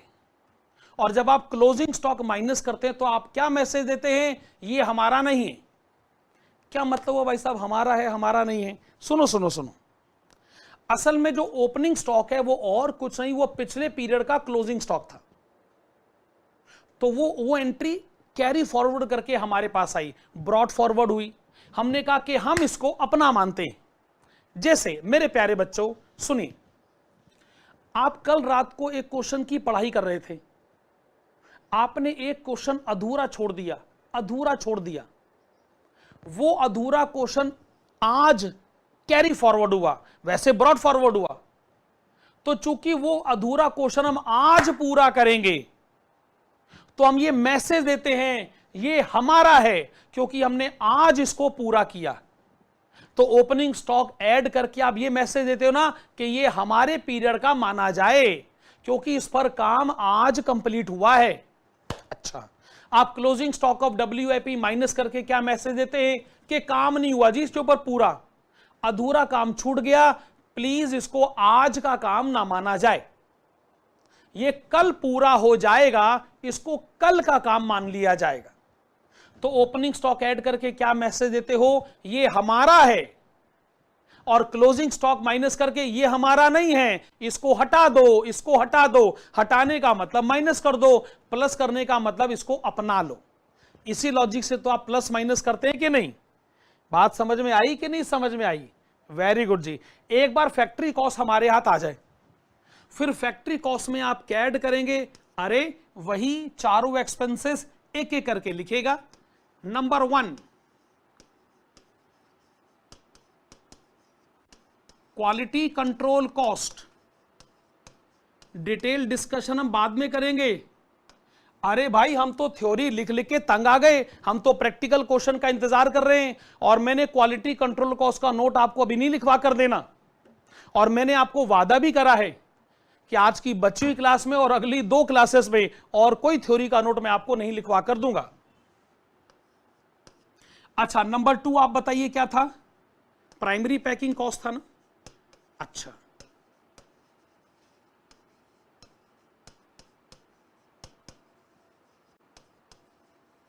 और क्या था? Research and development cost. ठीक है जी, रिसर्च एंड डेवलपमेंट कॉस्ट।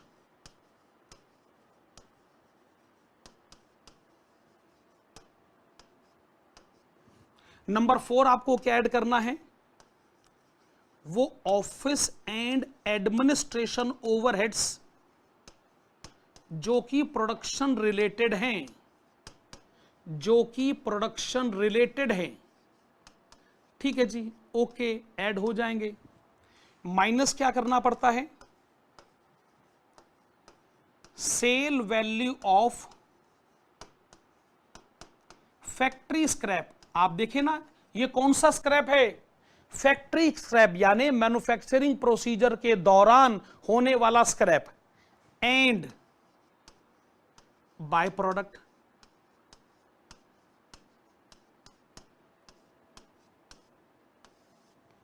अच्छा जी, अब जो अमाउंट आएगा ना, हम उसको क्या कहेंगे? हम उसको क्या कहेंगे? हम उसको क्या कहेंगे? लिखेगा जी, this is cost of production of quantity produced. क्या लिखा जी आपने? Cost of production of quantity produced. जो क्वांटिटी आपने प्रोड्यूस करी, ये उसकी कॉस्ट ऑफ प्रोडक्शन है। आप कहेंगे सर नाम काफी बड़ा है, तो मेरे प्यारे आप इसको खाली कॉस्ट ऑफ प्रोडक्शन कह लीजिए, हमें कुछ फर्क नहीं पड़ता। अच्छा, एक बार ये कैलकुलेशन आ जाए ना, तो फिर आप इसमें ऐड करिएगा opening stock of finished goods. अच्छा, जब आप कहते हो opening stock of finished goods, मैं फिर कहूंगा आप क्या मैसेज देना चाहते हो? कि ये हमारा है। हमारा कैसे?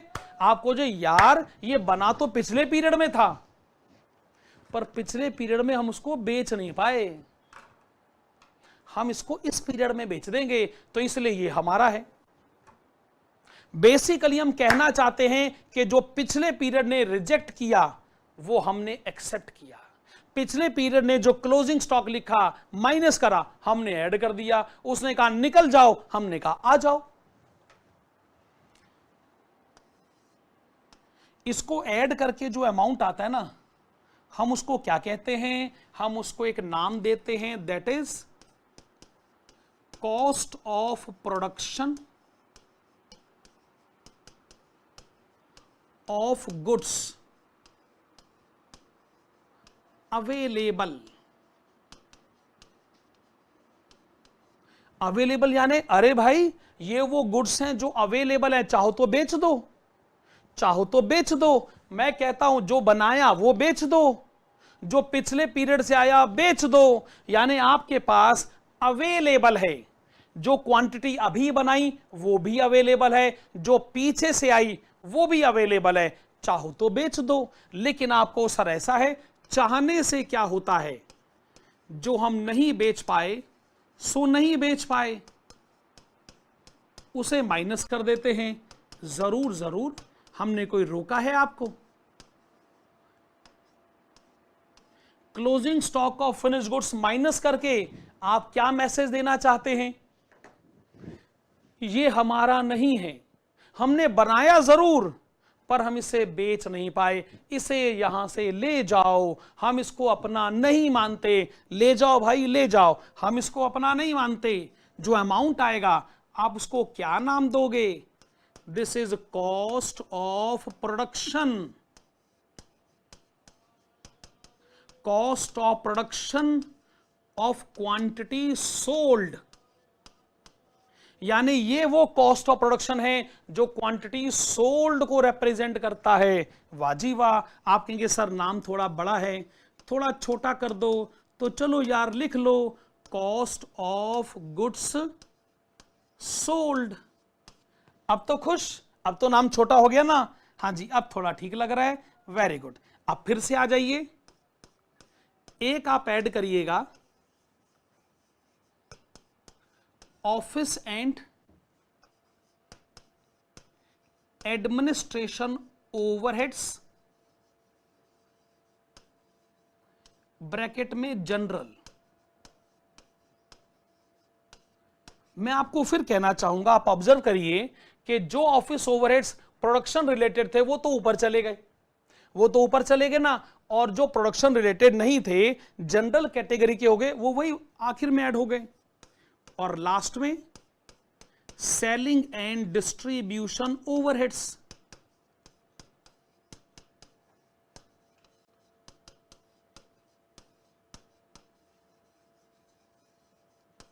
इस तरीके से आपने सारे अमाउंट अपने ऐड कर दिए। इन सबको ऐड करके बताओ क्या पता चल गया? अरे मैं बताता हूं ना, ये आपकी टोटल कॉस्ट है, कॉस्ट ऑफ सेल्स। उसमें मैनेजमेंट अपनी मर्जी का प्रॉफिट ऐड करे, कहानी खत्म। आ गया जी सेल्स। वाजी वाह। आप कहेंगे सर बड़ी मुश्किल से इस पूरे पेज पे ये फॉर्मेट आया है। कॉस्ट शीट के फॉर्मेट्स को डील करने के बाद अब हम एक काम करते हैं, जो कुछ टेक्निकल टर्म्स हैं हम उनके डिस्कशन पर आते हैं। अब कॉस्ट शीट में एक जगह आता है quality control cost. Okay, quality control cost को हम लोग दो एस्पेक्ट्स में डिस्कस करेंगे भाई। एक तो इसका मीनिंग, दूसरा इसके टाइप्स। ये तो आप जानते हैं कि quality control cost cost sheet में कहां पर ऐड किया जाता है, वो अब आपके लिए इंपॉर्टेंट एस्पेक्ट नहीं, वो आप अच्छी तरह जानते हैं। पहले इसके मीनिंग पर आते हैं। ओके, तो टर्म है क्वालिटी कंट्रोल कॉस्ट। इसमें जो सबसे ज्यादा इंपॉर्टेंट टर्म हुआ क्वालिटी, और आप जानते हो प्रोडक्ट की जो क्वालिटी है वो बड़ा इंपॉर्टेंट एस्पेक्ट है।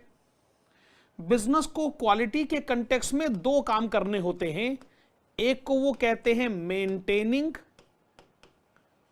और भाई दूसरे को क्या कहा जाएगा? इंप्रूविंग। पर मेंटेनिंग या इंप्रूविंग क्या? अरे भाई quality, quality of goods and services which are provided to the customers. भाई जैसे ये मोबाइल मैन्युफैक्चरिंग कंपनी हो गई, ये कस्टमर को गुड्स दे रही है, हम स्टूडेंट्स को पढ़ाने का काम करते हैं, ये हम सर्विसेज दे रहे हैं। तो इसकी जो क्वालिटी है उसको मेंटेन करना है और इंप्रूव करना है।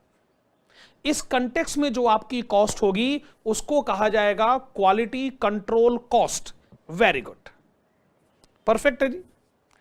क्वालिटी कंट्रोल कॉस्ट के टाइप्स पर आते हैं।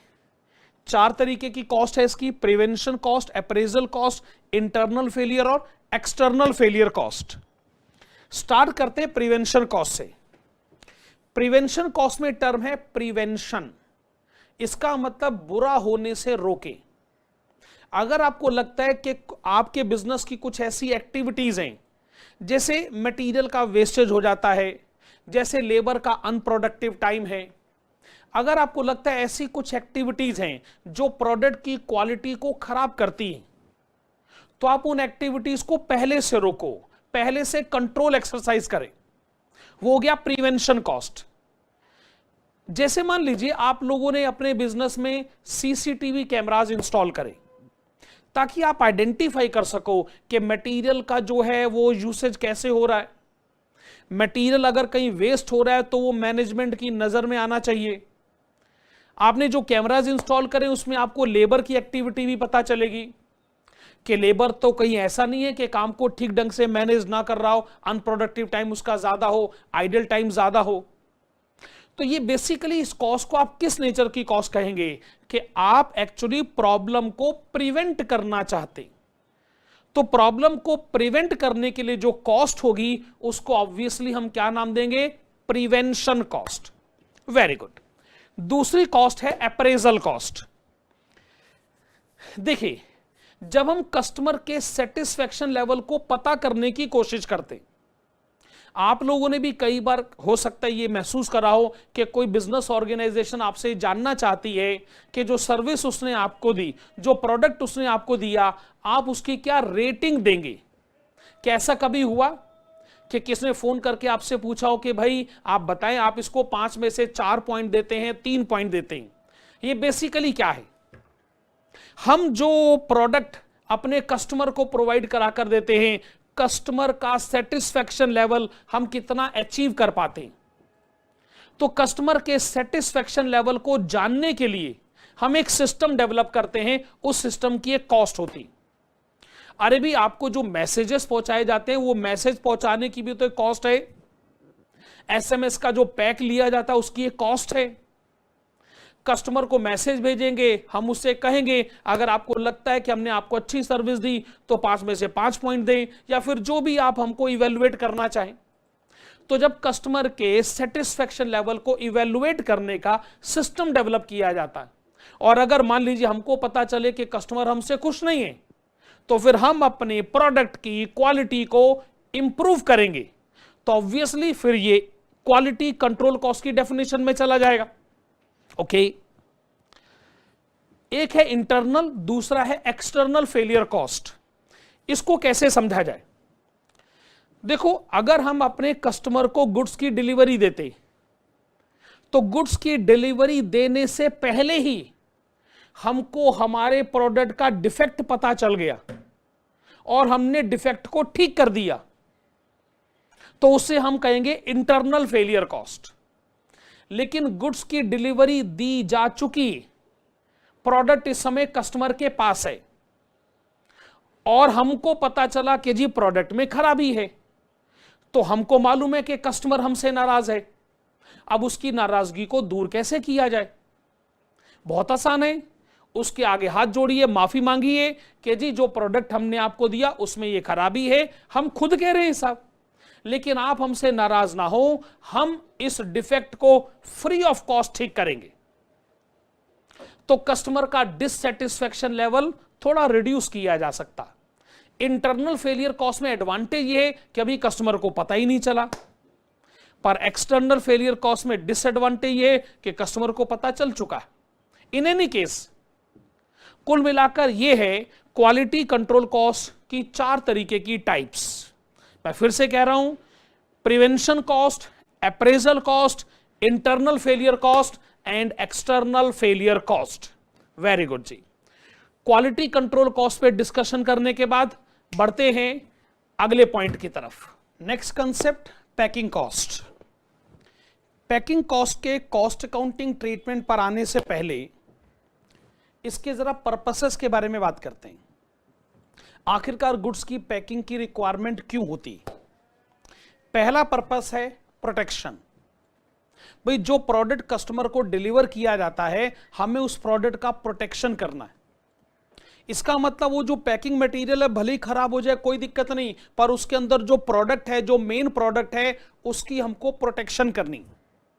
भाई, आप मोबाइल फोन खरीदते हैं, मोबाइल फोन की बड़ी वैल्यू है, उसको एक बॉक्स में पैक किया जाता है।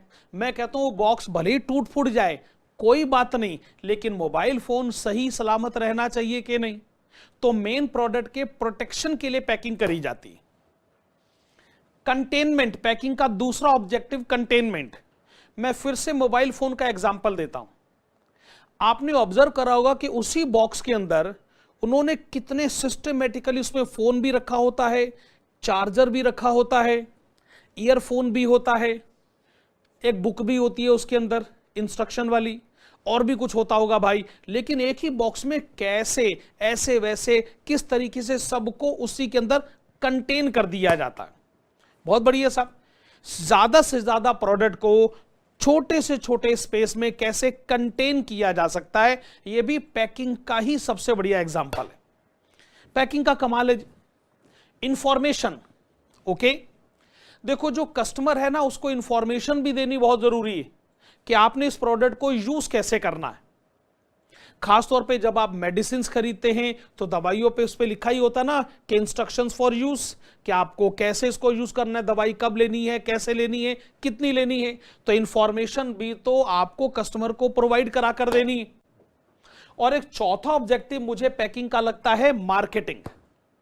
इस तरीके से पैकिंग होनी चाहिए कि कस्टमर खुश हो जाए, वाह जी वाह, इससे प्रोडक्ट की मार्केटिंग होती है। और अगर कस्टमर खुश होगा तो ये नाम वो बाकी लोगों को भी कहेगा। माउथ पब्लिसिटी जो है ना, आपका प्रोडक्ट का जो प्रमोशन होना है ना, वो पैकिंग की मदद से हो सकता है। ये बात सच है कि जो प्रोडक्ट बड़ा अच्छा पैक किया जाता है, कस्टमर को लगता है कि इस प्रोडक्ट की क्वालिटी भी अच्छी ही होगी, हालांकि क्वालिटी अच्छी होनी चाहिए लेकिन पैकिंग उसको सपोर्ट करता है। तो अच्छी पैकिंग की बड़ी रिक्वायरमेंट होती है। पैकिंग जो है ना कौन कौन से पर्पसेस के लिए हो सकती है। पहला एग्जांपल है पैकिंग फॉर मैन्युफैक्चरिंग। इसका मतलब अगर आप वो पैकिंग नहीं करोगे तो प्रोडक्ट मैन्युफैक्चर हो ही नहीं सकता। जैसे अगर मैं एग्जांपल लूं, मिनरल वाटर, मिनरल वाटर जो है वो बॉटल में ही तो पैक किया जाएगा ना, ऐसे तो बाजार में खुला पानी मिल नहीं सकता। सॉफ्ट ड्रिंक हैं उनको भी तो बॉटल में पैक किया जाएगा। जो जार है उसको भी प्राइमरी पैकिंग, एक तरीके से ये प्राइमरी पैकिंग कॉस्ट हो गई। और जो प्राइमरी पैकिंग कॉस्ट है ये वो कॉस्ट है जो मैन्युफैक्चरिंग पर्पसेस के लिए बहुत जरूरी है। आप जो टूथपेस्ट खरीदते हैं तो जिस ट्यूब के अंदर उसको डालकर बेचा जाता है, उसके बगैर तो उसकी मैन्युफैक्चरिंग पॉसिबल है नहीं।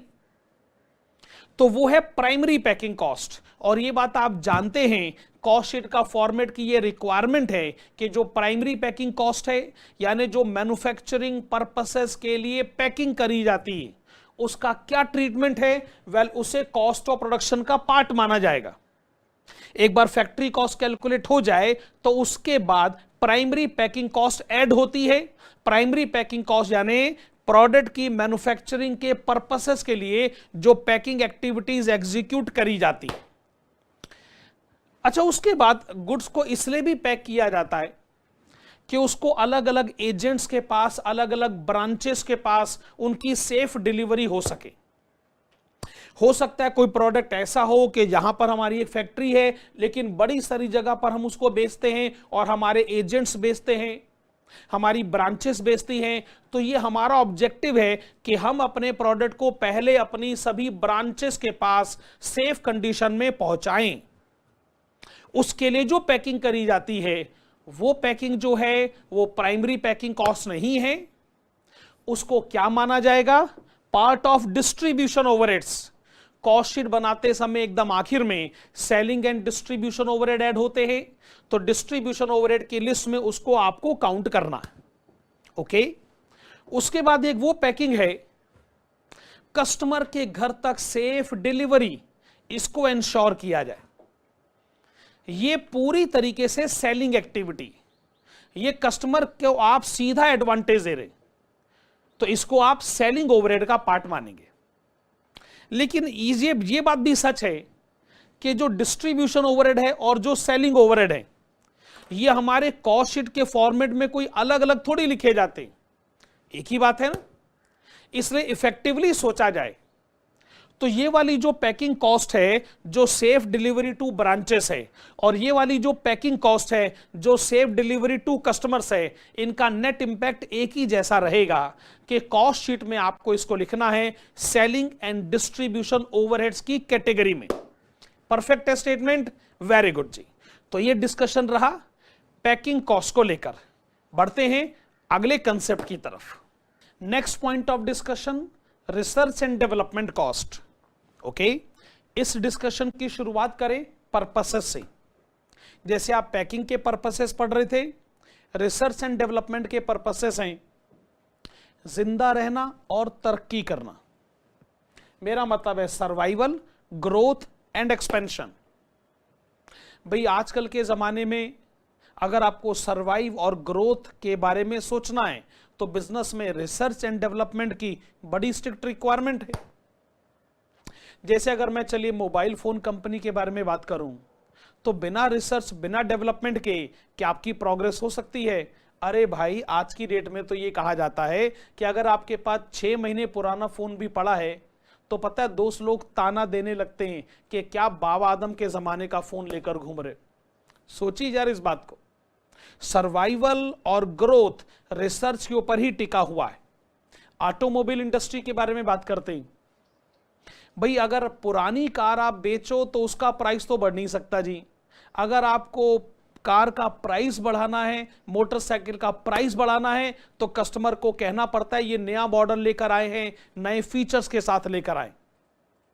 तो भैया बिजनेस की रिक्वायरमेंट है, मैंने जैसे बताया ना, जिंदा रहना है, तरक्की करना है तो रिसर्च एंड डेवलपमेंट तो करनी पड़ेगी। अब हमको भी इस कोरोना वायरस के दौरान अच्छी खासी रिसर्च करनी पड़ गई। स्टूडेंट से हम लोग कैसे कम्युनिकेट कर सकते हैं ये इस पर्टिकुलर पीरियड ने हमको सिखाया और बड़े सारे ऐसे मेथड्स डेवलप हुए जो कोचिंग इंडस्ट्री के लिए बड़े प्रोडक्टिव जो है यूजफुल हुए, अल्टीमेटली प्रूव भी हुए। ओके, तो मैं ये कहना चाहता हूं जी ये पर्पसेस हैं रिसर्च और डेवलपमेंट के। ओके, अच्छा कई बार ऐसा लगता है ये जो रिसर्च एंड डेवलपमेंट है ये क्वालिटी कंट्रोल कॉस्ट से अलग कैसे है? सॉरी, जो क्वालिटी कंट्रोल कॉस्ट है ऐसा लगता है वो भी तो प्रोडक्ट की क्वालिटी को डेवलपमेंट और इंप्रूव करने के बारे में बात करते, तो रिसर्च एंड डेवलपमेंट भी तो वही है। चलिए मान लिया क्वालिटी कंट्रोल कॉस्ट का सारा ध्यान सिर्फ इस बात पर है कि प्रोडक्ट की क्वालिटी को मेंटेन किया जाए, इंप्रूव किया जाए। लेकिन जब हम टर्म यूज करते हैं रिसर्च एंड डेवलपमेंट, वो है any activity related to business. अच्छा जी, अब जैसे मान लीजिए हम एक रिसर्च करना चाहते कि अपने बिजनेस के अकाउंट्स को ठीक ढंग से कैसे मैनेज किया जाता है, बिजनेस के अकाउंट्स को। अरे वाह जी वाह, तो ऐसी सिचुएशन में आप उसको क्वालिटी कंट्रोल कॉस्ट में थोड़ी काउंट करेंगे। रिसर्च जो टर्म है वो है any activity related to business. Quality control cost है only one activity, that is quality. अच्छा चलिए, अगर आप थोड़ी देर के लिए ये फर्क नहीं भी करना चाहते तो मेरे प्यारे बच्चों आप एक बात बताइए, कॉस्ट शीट में दोनों को लिखने की जगह तो एक ही है। एक बार factory cost, works cost calculate हो जाए तो उसके बाद ही तो क्वालिटी कंट्रोल कॉस्ट ऐड होता है, उसके बाद ही तो research and development cost add होता। इसका मतलब जगह तो एक ही है। अगर डिफरेंस नहीं भी है या आप नहीं भी करना चाहते तो भी ऑब्जेक्टिव तो वही है, कॉस्ट अकाउंटिंग ट्रीटमेंट तो वही है। और वो ट्रीटमेंट क्या है कि आपको इसको कॉस्ट ऑफ प्रोडक्शन का पार्ट मानना पड़ेगा ऑब्वियसली। लेकिन अगर आप ये प्रूव कर देते हैं कि जो रिसर्च हुई है उसका ऑब्जेक्टिव मैन्युफैक्चरिंग से रिलेटेड नहीं है, वो जनरल एडमिनिस्ट्रेशन से रिलेटेड है या फिर सेलिंग और मार्केटिंग डिस्ट्रीब्यूशन इन एक्टिविटी से रिलेटेड है, तो वो जो रिसर्च एंड डेवलपमेंट की आपकी कॉस्ट है उसको आपको कॉस्ट ऑफ सेल्स का पार्ट मानना पड़ेगा। तो research and development cost cost of production का पार्ट कब है? अगर वो मैन्युफैक्चरिंग एक्टिविटी से रिलेटेड है, प्रोडक्शन एक्टिविटी से रिलेटेड है, और अगर वो general administration, marketing, selling, distribution activity का पार्ट है तो आपको उसको कॉस्ट ऑफ सेल्स का पार्ट मानना पड़ेगा। तो ये हमारा डिस्कशन हुआ रिसर्च एंड डेवलपमेंट कॉस्ट को लेकर। ओके, आइए बढ़ते हैं आगे। एक बड़ा इंपॉर्टेंट कंसेप्ट है कॉस्ट शीट के क्वेश्चंस में, उसको हम लोग कहते हैं concept of total ratio. Total ratio के कंसेप्ट को ना एक एग्जाम्पल की मदद से समझते हैं।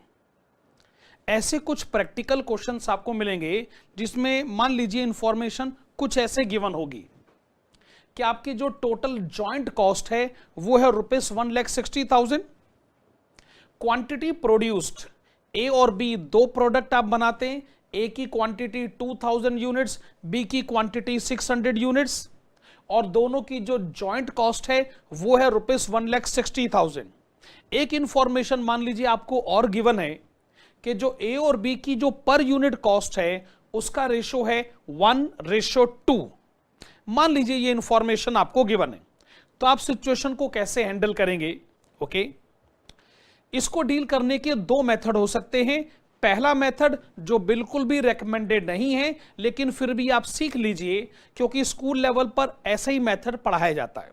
क्या है पहला मेथड? देखिएगा जी। ओके, पर यूनिट कॉस्ट, जब हमको यह कहा जा रहा है कि ए और बी का जो पर यूनिट कॉस्ट है उसका रेशो है 1:2, तो बड़े आराम से एज्यूम किया जा सकता है कि ए का पर यूनिट कॉस्ट है ₹X और बी का पर यूनिट कॉस्ट है ₹2X। कितना सिंपल एजम्पशन है। उसी तरीके से फिर हम टोटल कॉस्ट के बारे में भी बात कर सकते हैं। ओके, ए की क्वांटिटी है 2000 यूनिट्स और बी की क्वांटिटी है 600 यूनिट्स। अगर पर यूनिट कॉस्ट है ₹X and ₹2X, in parameters पर सोचा जाए तो ए की टोटल कॉस्ट हो गई 2000X और बी की टोटल कॉस्ट हो गई 1200X। So this is 3200X। Very good. इसका मतलब टोटल कॉस्ट ए और बी का X की टर्म्स में कहा जा सकता है 3200X। लेकिन हम तो टोटल कॉस्ट जानते हैं ना, और कितनी टोटल कॉस्ट है ये लिखी ₹1,60,000।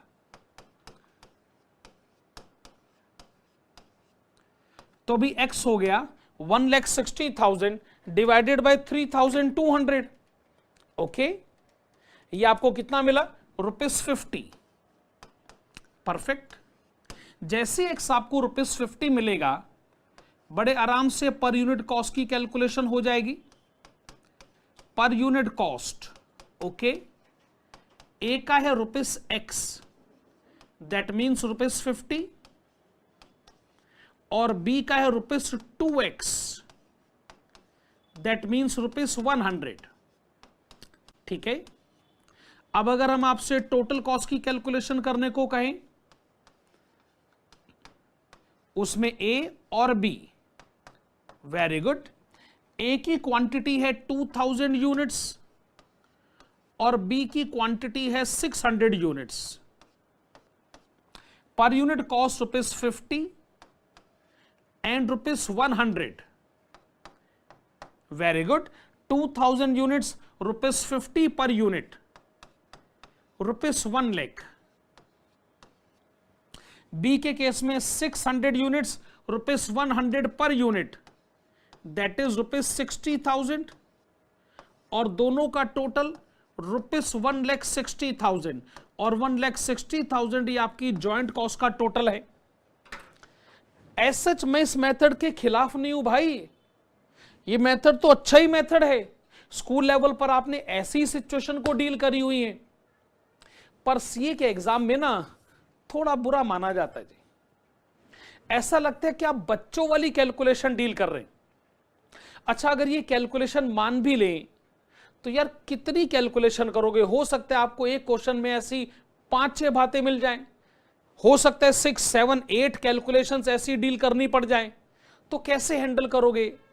इसलिए इसका आपको एक शॉर्टकट सीखना होगा, और उस शॉर्टकट को हम कहते हैं टोटल रेशो। अगर आप वो टोटल रेशो का कंसेप्ट सीख लेते हैं तो इतना टाइम, इतना स्पेस ऑक्यूपाई नहीं होगा। अब ये टोटल रेशो का कंसेप्ट क्या है, आइए जी इस टोटल रेशो के कंसेप्ट को समझते हैं। Method number 2, recommended method. ये टोटल रेशो का कंसेप्ट ये कहता है कि देखिए, जो क्वांटिटी आपने प्रोड्यूस करी है उसकी रेशो है 2600। मैं फिर से कह रहा हूं, जो क्वांटिटी है उसकी रेशो है 2600। ओके, और जो पर यूनिट है उसकी रेशो है 1:2। पर यूनिट कॉस्ट, तो आप इधर मल्टीप्लाई कर दीजिए 1 से, ये वाला 1, और इधर आप मल्टीप्लाई कर दीजिए 2 से, ये 2। यानी अगर आप क्वांटिटी को पर यूनिट कॉस्ट की रेशो से मल्टीप्लाई कर दें तो ये आपको मिलेगा 2000 और ये है 1200। क्या ये हो गया 5:3? क्या ये हो गया 5:3? परफेक्ट। आप इस रेशो को अप्लाई करें तो जो टोटल कॉस्ट आपको गिवन है, अगर हमें उसको डिस्ट्रीब्यूट करना पड़े तो सिस्टम क्या है कि वैसे आपकी जॉइंट कॉस्ट का टोटल है 1,60,000, इसमें ए का शेयर कितना हुआ, रेशो का टोटल 8, 5/8, क्या ये आपको मिला ₹1 लाख? एकदम ठीक है। उसी तरीके से जो बी का शेयर आएगा 1,60,000 जो टोटल है उसका 3/8, ओके, ये है ₹60,000। तो जी हम तो सभी स्टूडेंट्स को यही एडवाइस देंगे कि जब भी आपको जॉइंट कॉस्ट डिस्ट्रीब्यूट करनी पड़ जाए, तो भैया आप इसके लिए बिल्कुल भी मेथड नंबर वन बिल्कुल भी अप्लाई मत करिएगा। एक ये रेकमेंडेड नहीं है, दूसरा इसमें टाइम बहुत ज्यादा लगता है। मेथड नंबर 2 कितना परफेक्ट मेथड है और फटाफट इसका आंसर आ जाता है, और ये आपके हायर थॉट प्रोसेस को भी रिप्रेजेंट करता। ये क्या कहता है जी, आप टोटल रेशो कैलकुलेट कर लो। और टोटल रेशो कैसे कैलकुलेट होता है? Well, quantity multiplied with per unit ratio, उससे टोटल रेशो मिलेगा और टोटल जॉइंट कॉस्ट को टोटल रेशो में डिस्ट्रीब्यूट करें। वैसे भी अगर कंसेप्चुअली भी सोचा जाए, आप टोटल कॉस्ट को भला पर यूनिट रेशो में क्यों डिस्ट्रीब्यूट करोगे? अगर आपको टोटल कॉस्ट डिस्ट्रीब्यूट करना है तो आपके पास रेशो भी टोटल बेसिस पर ही होना चाहिए। बात एकदम कंसेप्चुअली सही है ना? ओके, अब मैं आपको यूनिट कॉस्टिंग के रिवीजन का लास्ट पॉइंट डिस्कस करवा के दूंगा, और वो मोस्ट इंपॉर्टेंट है भाई, and that is stock valuation. Stock valuation के एक सिंपल क्वेश्चन से शुरुआत करते हैं। पहला एग्जांपल जो मैंने पिक करा है, देखिएगा, क्वांटिटी प्रोड्यूस्ड है 1000 units, closing stock 300 units, opening stock तो खैर कुछ है नहीं। इसका मतलब कितनी क्वांटिटी सोल्ड है? प्रोड्यूस क्वांटिटी में से क्लोजिंग स्टॉक माइनस करें तो सोल्ड क्वांटिटी हो गई 700 यूनिट्स। एक इंफॉर्मेशन आपको और अवेलेबल है कि जो 1000 यूनिट्स प्रोड्यूस्ड है उनकी प्रोडक्शन कॉस्ट है ₹12,000, selling overheads ₹3 per unit, selling price ₹20 per unit. अब इसमें स्टॉक वैल्यूएशन का कंसेप्ट पिक्चर में आता है। बड़ा सिंपल सा एग्जांपल है, इसके बाद फिर हम कॉम्प्रिहेंसिव एग्जांपल की तरफ भी आएंगे। तो कॉस्ट शीट के लिए रेलिवेंट इंफॉर्मेशन किस तरीके से शो करी जाएगी? पहले लिखा जाएगा कॉस्ट ऑफ प्रोडक्शन, और ये जो कॉस्ट ऑफ प्रोडक्शन है ये क्वांटिटी प्रोड्यूस को रिप्रेजेंट करता है। क्वांटिटी प्रोड्यूस्ड 1000 यूनिट्स, और हमको ये मैसेज दिया जा रहा है कि जो 1000 यूनिट्स है उसकी प्रोडक्शन कॉस्ट है ₹12,000। तो ऑब्वियस कंक्लूजन ये निकल कर आएगा कि आपकी जो पर यूनिट कॉस्ट है वो है ₹12। ठीक है जी, ओके। अच्छा, ओपनिंग स्टॉक तो है नहीं, लेकिन क्लोजिंग स्टॉक तो है। ऑब्वियसली हमको वो closing stock of finish goods minus कर देना चाहिए। हमारी सोच क्या होगी कि जो 300 यूनिट का क्लोजिंग स्टॉक है उनके हिस्से की प्रोडक्शन कॉस्ट कितनी हुई? हम कहेंगे जो 1000 यूनिट्स प्रोड्यूस्ड हैं उसी में से तो 300 यूनिट्स रिमेनिंग है, तो इनका पर यूनिट कॉस्ट यहीं से पता कर लिया जाना चाहिए eight the rate of ₹12 per unit. 300 into 12, तो ये हो गया 3600। परफेक्ट, 3600 डिडक्ट हुआ, डिफरेंस आ गया 8400। 8400 बेसिकली क्या हुआ? इसको टेक्निकली कॉस्ट शीट में क्या कहा जाता है? Cost of goods sold. भाई जो क्वांटिटी सोल्ड है दैट इज 700 यूनिट्स। अगर हम इनके हिस्से की प्रोडक्शन कॉस्ट जानना चाहें, 700 यूनिट्स 8400 पर यूनिट ₹12। अभी तक का ऑब्जर्वेशन क्या है कि आपने ₹12 पर यूनिट के ऊपर क्वांटिटी प्रोड्यूस करी और जो क्लोजिंग स्टॉक है उसका वैल्यूएशन भी 12 पर हुआ और जो सोल्ड क्वांटिटी है उसकी प्रोडक्शन कॉस्ट भी ₹12 पर यूनिट ही है। फिर उसके बाद इसमें ऐड होते हैं सेलिंग ओवरहेड्स। सेलिंग ओवरहेड्स की इंफॉर्मेशन क्या गिवन है? Well 700 units at the rate of ₹3 per unit, एकदम परफेक्ट है। 700 units at the rate of ₹3 per unit, तो टोटल सेलिंग ओवरहेड रिकॉर्ड करे जाने चाहिए 2100। इन दोनों का टोटल 10,500। 10,500 क्या हुआ भला? Okay, this is cost of sales. 700 units at the rate of, अगर पर यूनिट प्रोडक्शन कॉस्ट है ₹12, सेलिंग ओवरहेड है ₹3, तो पर यूनिट टोटल कॉस्ट हो गया ₹15। तो आपने देखा कॉस्ट शीट बनाते समय हम क्लोजिंग स्टॉक के मैटर को कैसे हैंडल करते हैं। ओके, आपको यह भी कहा जा रहा है कि जो सेलिंग प्राइस है वो है ₹20 पर यूनिट। ऑब्वियसली यहां जो प्रॉफिट आएगा अगर हम उसको बैलेंसिंग फिगर लिख लें और उसके बाद सेल्स 700 यूनिट्स, जो पर यूनिट सेलिंग प्राइस आपको गिवन है ₹20, टोटल सेल्स वैल्यू इस हिसाब से सोचे तो 14,000 रिकॉर्ड होना चाहिए। प्रॉफिट बैलेंसिंग फिगर आ गया 3,500। Okay, profit balancing figure 3,500। वैसे मैं ये भी कह सकता हूं कि मेरा पर यूनिट प्रॉफिट है ₹5।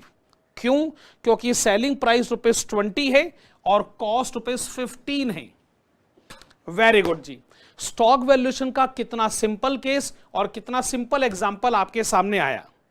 सिंपल एग्जांपल को पता है कैसे आइडेंटिफाई करा जाता है? आप ये मान के चलिएगा कि वो सारे क्वेश्चन कि जिसमें ओपनिंग स्टॉक होता ही नहीं है, जैसे इसमें मैंने ओपनिंग स्टॉक को जानबूझ के 0 रखा, वो सारे क्वेश्चन जिसमें ओपनिंग स्टॉक होता ही नहीं है वो स्टॉक वैल्यूएशन के सिंपल क्वेश्चन में आता है, क्योंकि ना तो उसमें फीफो मेथड के बारे में सोचना पड़ता है, ना लीफो मेथड के बारे में, और ना ही वेटेड एवरेज मेथड के बारे में। पर जिन क्वेश्चन में ओपनिंग स्टॉक भी होता है वहां पर मेथड ऑफ वैल्यूएशन बड़ा इंपॉर्टेंट हो जाता है जी। बढ़ते हैं अगले कंसेप्ट की तरफ। दूसरे एग्जांपल में हम ओपनिंग स्टॉक की सिचुएशन को बड़े अच्छे ढंग से हैंडल करने वाले, और हम इसमें जो कॉस्ट शीट बनाएंगे उसमें हम वेटेड एवरेज मेथड, हम फीफो मेथड और लीफो मेथड, ये तीनों मेथड आपके साथ डिस्कस करेंगे। पहले गिवन इंफॉर्मेशन को आप एक बार पढ़ लीजिए। आपको ओपनिंग स्टॉक गिवन है 2000 यूनिट्स, पर चूंकि opening stock brought forward information है, लास्ट पीरियड को रिप्रेजेंट करता है, तो इंफॉर्मेशन आपको यह भी दी गई कि पिछले पीरियड का जो क्लोजिंग स्टॉक था, जो इस पीरियड का ओपनिंग स्टॉक बना है, इसका स्टॉक का वैल्यूएशन हुआ था 14 के रेट पर, ₹14 पर यूनिट। हमने इस पीरियड में क्वांटिटी प्रोड्यूस करी है 6000 यूनिट्स, और इस पीरियड की जो हमारी कॉस्ट है वो है ₹14.40 per unit. Closing stock 1500 units है, इसका अमाउंट तो आपको पता करना पड़ेगा। वेल, सेलिंग ओवरहेड्स है ₹2 पर यूनिट, सेलिंग प्राइस ₹25, ये इंफॉर्मेशन है। मान लो यहां पर हमको कॉस्ट शीट बनानी पड़े, और तीनों मेथड से शुरुआत में करूंगा वेटेड एवरेज मेथड से। ओके, सिचुएशन को कैसे हैंडल किया जाना चाहिए? कॉस्ट शीट बनाते समय सबसे पहली इंफॉर्मेशन तो आती है cost of production. Very good. हमने इस पीरियड में क्वांटिटी प्रोड्यूस करी है 6000 यूनिट्स, और हमारा जो पर यूनिट कॉस्ट है वो है ₹14.40। तो करंट पीरियड की कॉस्ट है 86,400। परफेक्ट। इसमें ऐड कर दिया जाना चाहिए opening stock of finished goods.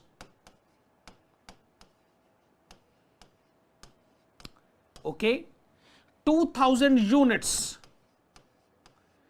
Eight the rate of ₹14, तो ओपनिंग स्टॉक का अमाउंट है ₹28,000। Very good. आप जैसी दोनों का टोटल करेंगे वैसे दोनों का टोटल आपको कितना मिल गया, 1,14,400।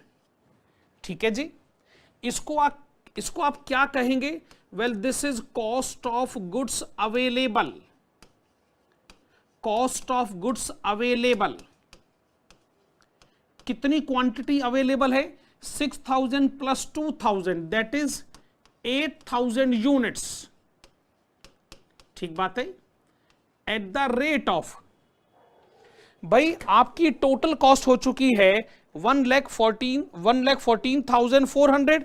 ओके, आप इसको डिवाइड करें 8,000 यूनिट से, ये जो रेट आएगा ना, इस रेट को हम क्या कहेंगे, weighted average rate 14.30।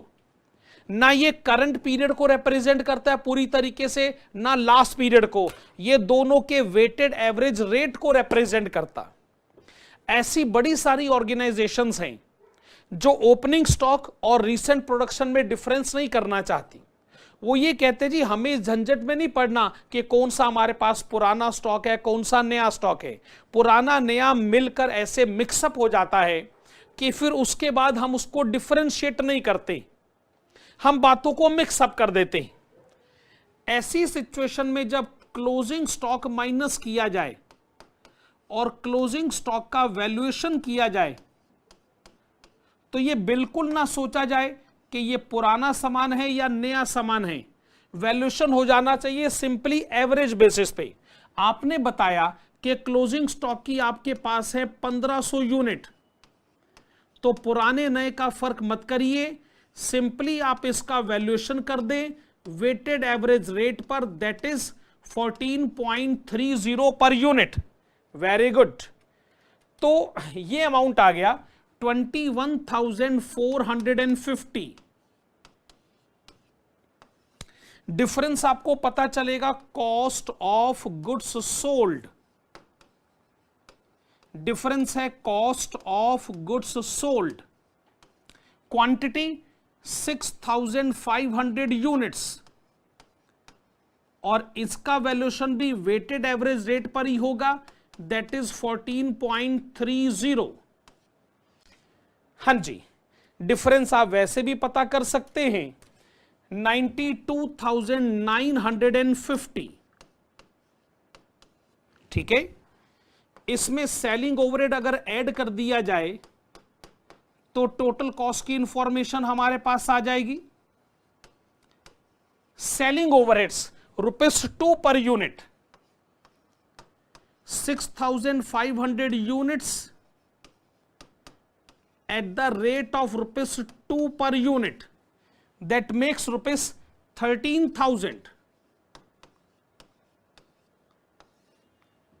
So we get the information regarding cost of sales.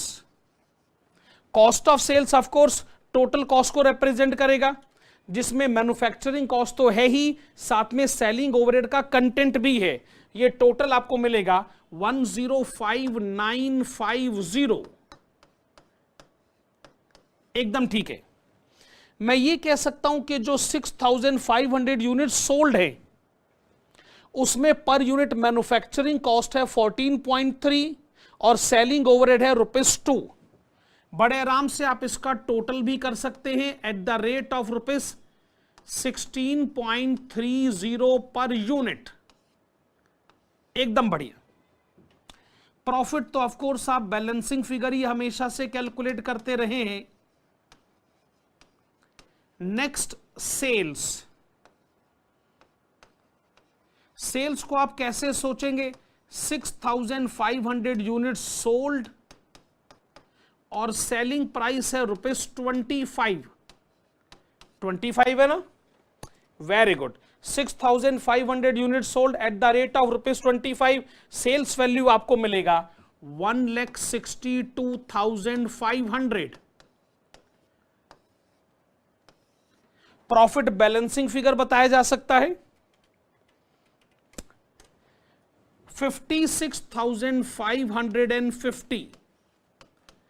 और ये जो प्रॉफिट पर यूनिट है इसको आप बड़े आराम से चेक भी कर सकते हैं। अगर आपका सेलिंग प्राइस है 25, अगर कॉस्ट है, टोटल कॉस्ट है 16.3, तो बड़े आराम से आप प्रॉफिट पर यूनिट भी पता कर सकते हैं, दैट इज 8.70 पर यूनिट। खैर प्रॉफिट की कैलकुलेशन को छोड़िए, आप जरा हमारा वेटेड एवरेज मेथड का वैल्यूएशन का सिस्टम सोचिए। हम कहना क्या चाहते हैं कि जो पहले प्रोड्यूस क्वांटिटी है आप उसमें ओपनिंग स्टॉक ऐड करें, आपको टोटल क्वांटिटी पता चल जाएगी, टोटल कॉस्ट पता चल जाएगा, फिर आप वेटेड एवरेज रेट पता कर सकते हैं। उसी वेटेड एवरेज रेट पर क्लोजिंग स्टॉक का वैल्यूएशन भी करें और जो रिमेनिंग क्वांटिटी सोल्ड है उसकी मैन्युफैक्चरिंग कॉस्ट भी उसी रेट पर आएगी। सेलिंग ओवरहेड आप ऐड करेंगे, आपको पता चल जाएगा टोटल कॉस्ट पर यूनिट। फिर सेल्स लिखा, प्रॉफिट आ गया, बैलेंसिंग फिगर। अब एक काम और करते हैं लास्ट में कि इसी सिचुएशन को एज इट इज, इसी एग्जांपल को हम फीफो मेथड से भी डील करते हैं और हम लीफो मेथड से भी डील करते हैं। तो आइए जी बढ़ते हैं आगे। अच्छा, फीफो मेथड में मैंने क्या करा है कि इतनी कैलकुलेशन को मैंने पहले से लिख के रखा है। भाई रिवीजन वीडियो में ना टाइम सेव करने की सारी स्ट्रेटेजी अडॉप्ट करनी पड़ती। मैं फिर से पीछे आ जाता हूं। जैसे प्रोड्यूस क्वांटिटी और ओपनिंग स्टॉक जो था उसको ऐड करके कॉस्ट ऑफ गुड्स अवेलेबल आ गया था ना, तो इतनी इंफॉर्मेशन मैंने पहले से लिखी हुई है कि ये क्वांटिटी प्रोड्यूस्ड है, ये ओपनिंग स्टॉक, और आपके पास आ गया टोटल गुड्स अवेलेबल। तो यहां तक इंफॉर्मेशन सेम है। फिर जब आप closing stock of finish goods इसमें से डिडक्ट करेंगे और फीफो मेथड अप्लाई करेंगे तो सवाल ये उठेगा कि क्लोजिंग स्टॉक की जो 1500 यूनिट हैं उनका वैल्यूएशन कैसे किया जाए। Of course FIFO method first in first out. इसका मतलब जो क्वांटिटी आपके पास पहले से अवेलेबल है आप उसको पहले बेच दो। आपके पास ओपनिंग स्टॉक की जो क्वांटिटी पहले से अवेलेबल है पहले उसको बेच दीजिए। इसका मतलब जो क्लोजिंग स्टॉक है फिर वो कौन सी क्वांटिटी में से है? ऑब्वियसली जो क्वांटिटी आपने अभी अभी प्रोड्यूस करी है, जो रीसेंट प्रोडक्शन है, उसी में से क्लोजिंग स्टॉक की क्वांटिटी का वैल्यूएशन निकालना पड़ेगा। तो ऐसी सिचुएशन में अगर फीफो मेथड अडॉप्ट किया जाए तो क्लोजिंग स्टॉक का वैल्यूएशन रीसेंट प्रोडक्शन पर, मेरा मतलब है 14.40 पर यूनिट के रेट पर चला जाएगा। सो 1500 यूनिट्स 14.4, तो यही क्लोजिंग स्टॉक का वैल्यूएशन हो जाएगा 21,600। एकदम ठीक बात है। जब ये 21,600 आप डिडक्ट करेंगे 1,14,400 से तो बैलेंस आ जाएगा 92,800। ये 92,800 क्या हुआ? इसको आप कह सकते हैं कॉस्ट ऑफ गुड्स सोल्ड। जो क्वांटिटी सोल्ड है, वैसे क्वांटिटी सोल्ड है कितनी? 6,500 यूनिट्स। जो क्वांटिटी सोल्ड है भाई ये इसकी प्रोडक्शन कॉस्ट है, और क्वांटिटी सोल्ड का हम आपको अमाउंट का ब्रेकअप भी दे सकते हैं। ऑब्वियसली पहले आपने ओपनिंग स्टॉक को बेचा होगा 2000 यूनिट, और ये जो 2000 यूनिट हैं पर यूनिट रेट है ₹14, पर यूनिट रेट है ₹14, सही है। आपने बेची है 6500 यूनिट। अगर 2000 यूनिट ओपनिंग में से है तो बाकी बची 4500 यूनिट फिर आप रीसेंट प्रोडक्शन में से पिक कर सकते हैं और उसका वैल्यूएशन होगा eight the rate of ₹14.40 per unit. तो जो 6500 यूनिट बेची गई हैं उसकी प्रोडक्शन कॉस्ट आपने कैसे पता करी? पहले आपने ओपनिंग स्टॉक 2000 यूनिट सारी की सारी उठा ली, उसके बाद जो क्वांटिटी आपने प्रोड्यूस करी अभी जो कि 6000 यूनिट हैं उसमें से 1500 यूनिट तो क्लोजिंग स्टॉक के वैल्यूएशन में चली गई और बाकी 4500 यूनिट प्रोड्यूस क्वांटिटी की कैलकुलेशन में चली गई। इसमें ऑफ कोर्स ऐड कर दिया जाना चाहिए सेलिंग ओवरहेड्स। सेलिंग ओवरहेड्स कितना है? अरे सेलिंग ओवरहेड्स है ₹2 per unit. Very good. 6500 unit sold हैं at the rate of ₹2 per unit, तो आपका टोटल सेलिंग ओवरहेड हो गया ₹13,000। ऐसा करने से आपको cost of sales, total cost की इंफॉर्मेशन पता चलेगी। वेरी गुड जी। तो टोटल कॉस्ट आपके पास कितना आ गया? 1,05,800। ठीक है।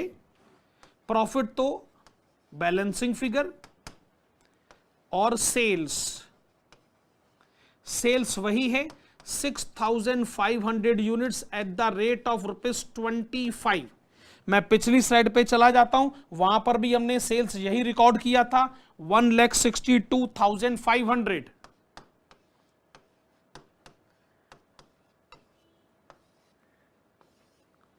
तो जो प्रॉफिट आपने वेटेड एवरेज मेथड में बताया था 56,550, वही प्रॉफिट फीफो मेथड के हिसाब से कितना बन गया? ओके, ये प्रॉफिट आ गया 56,700। ठीक है जी। कॉस्ट शीट ऐसे बनेगी इसी एग्जांपल में अगर फीफो मेथड अडॉप्ट करा जाए तो। लास्ट में हमारे पास है लीफो मेथड। वेरी गुड जी। बढ़ता हूं मैं लीफो मेथड की तरफ। इसी एग्जांपल को अगर हम लोग लीफो मेथड से हैंडल करते हैं तो मैंने बड़ी सारी इंफॉर्मेशन पहले से लिख के रखी हुई है। जो क्वांटिटी प्रोड्यूस्ड है उसकी कॉस्ट, और जो ओपनिंग स्टॉक है उसकी कॉस्ट। जो आपके पास टोटल क्वांटिटी अवेलेबल 8,000 यूनिट्स है, जिसका अमाउंट है 1,14,400। ये एज इट इज वही है जो आप लोगों ने फीफो मेथड में भी और वेटेड एवरेज मेथड में भी लिखा था। अब जरा स्टॉक वैल्यूएशन के बारे में बात करते हैं। क्लोजिंग स्टॉक 1500 यूनिट और लीफो मेथड। भाई लीफो मेथड यानी जो क्वांटिटी बाद में बनी है वो पहले बेच दी जाएगी, लास्ट में इन होगा, फर्स्ट में आउट हो जाएगा। ओके जी। तो अगर आपने 6,500 यूनिट बेची हैं तो पक्का आपने जो अभी की क्वांटिटी प्रोड्यूस है वो तो पहले बेच दी होगी। तो अगर आपके पास ओपनिंग स्टॉक की 1500 यूनिट बची हैं तो ऑब्वियस सी बात है कि वो ओपनिंग स्टॉक में से बची होंगी, और ओपनिंग स्टॉक का जो वैल्यूएशन है वो पर यूनिट ₹14 के रेट पर होना चाहिए। तो मैं ये कह सकता हूं कि जो 1500 यूनिट हैं 14 के हिसाब से क्लोजिंग स्टॉक का वैल्यूएशन हो गया ₹21,000। ठीक है। इसका मतलब कि जो कॉस्ट ऑफ गुड्स सोल्ड है, जो 6,500 यूनिट सोल्ड हैं, उनकी जो मैन्युफैक्चरिंग कॉस्ट है वो हो गई 93,400। ठीक है। सेलिंग ओवरहेड है ₹2 पर यूनिट। अगर वो है ₹2 पर यूनिट तो सेलिंग ओवरहेड 13,000 आप इसमें ऐड करें। ऐसा करने से आपको टोटल कॉस्ट 1,06,400 पता चल जाएगा। 1,06,400। ठीक बात है ना? ओके। और प्रॉफिट बैलेंसिंग फिगर लीजिए 56,100।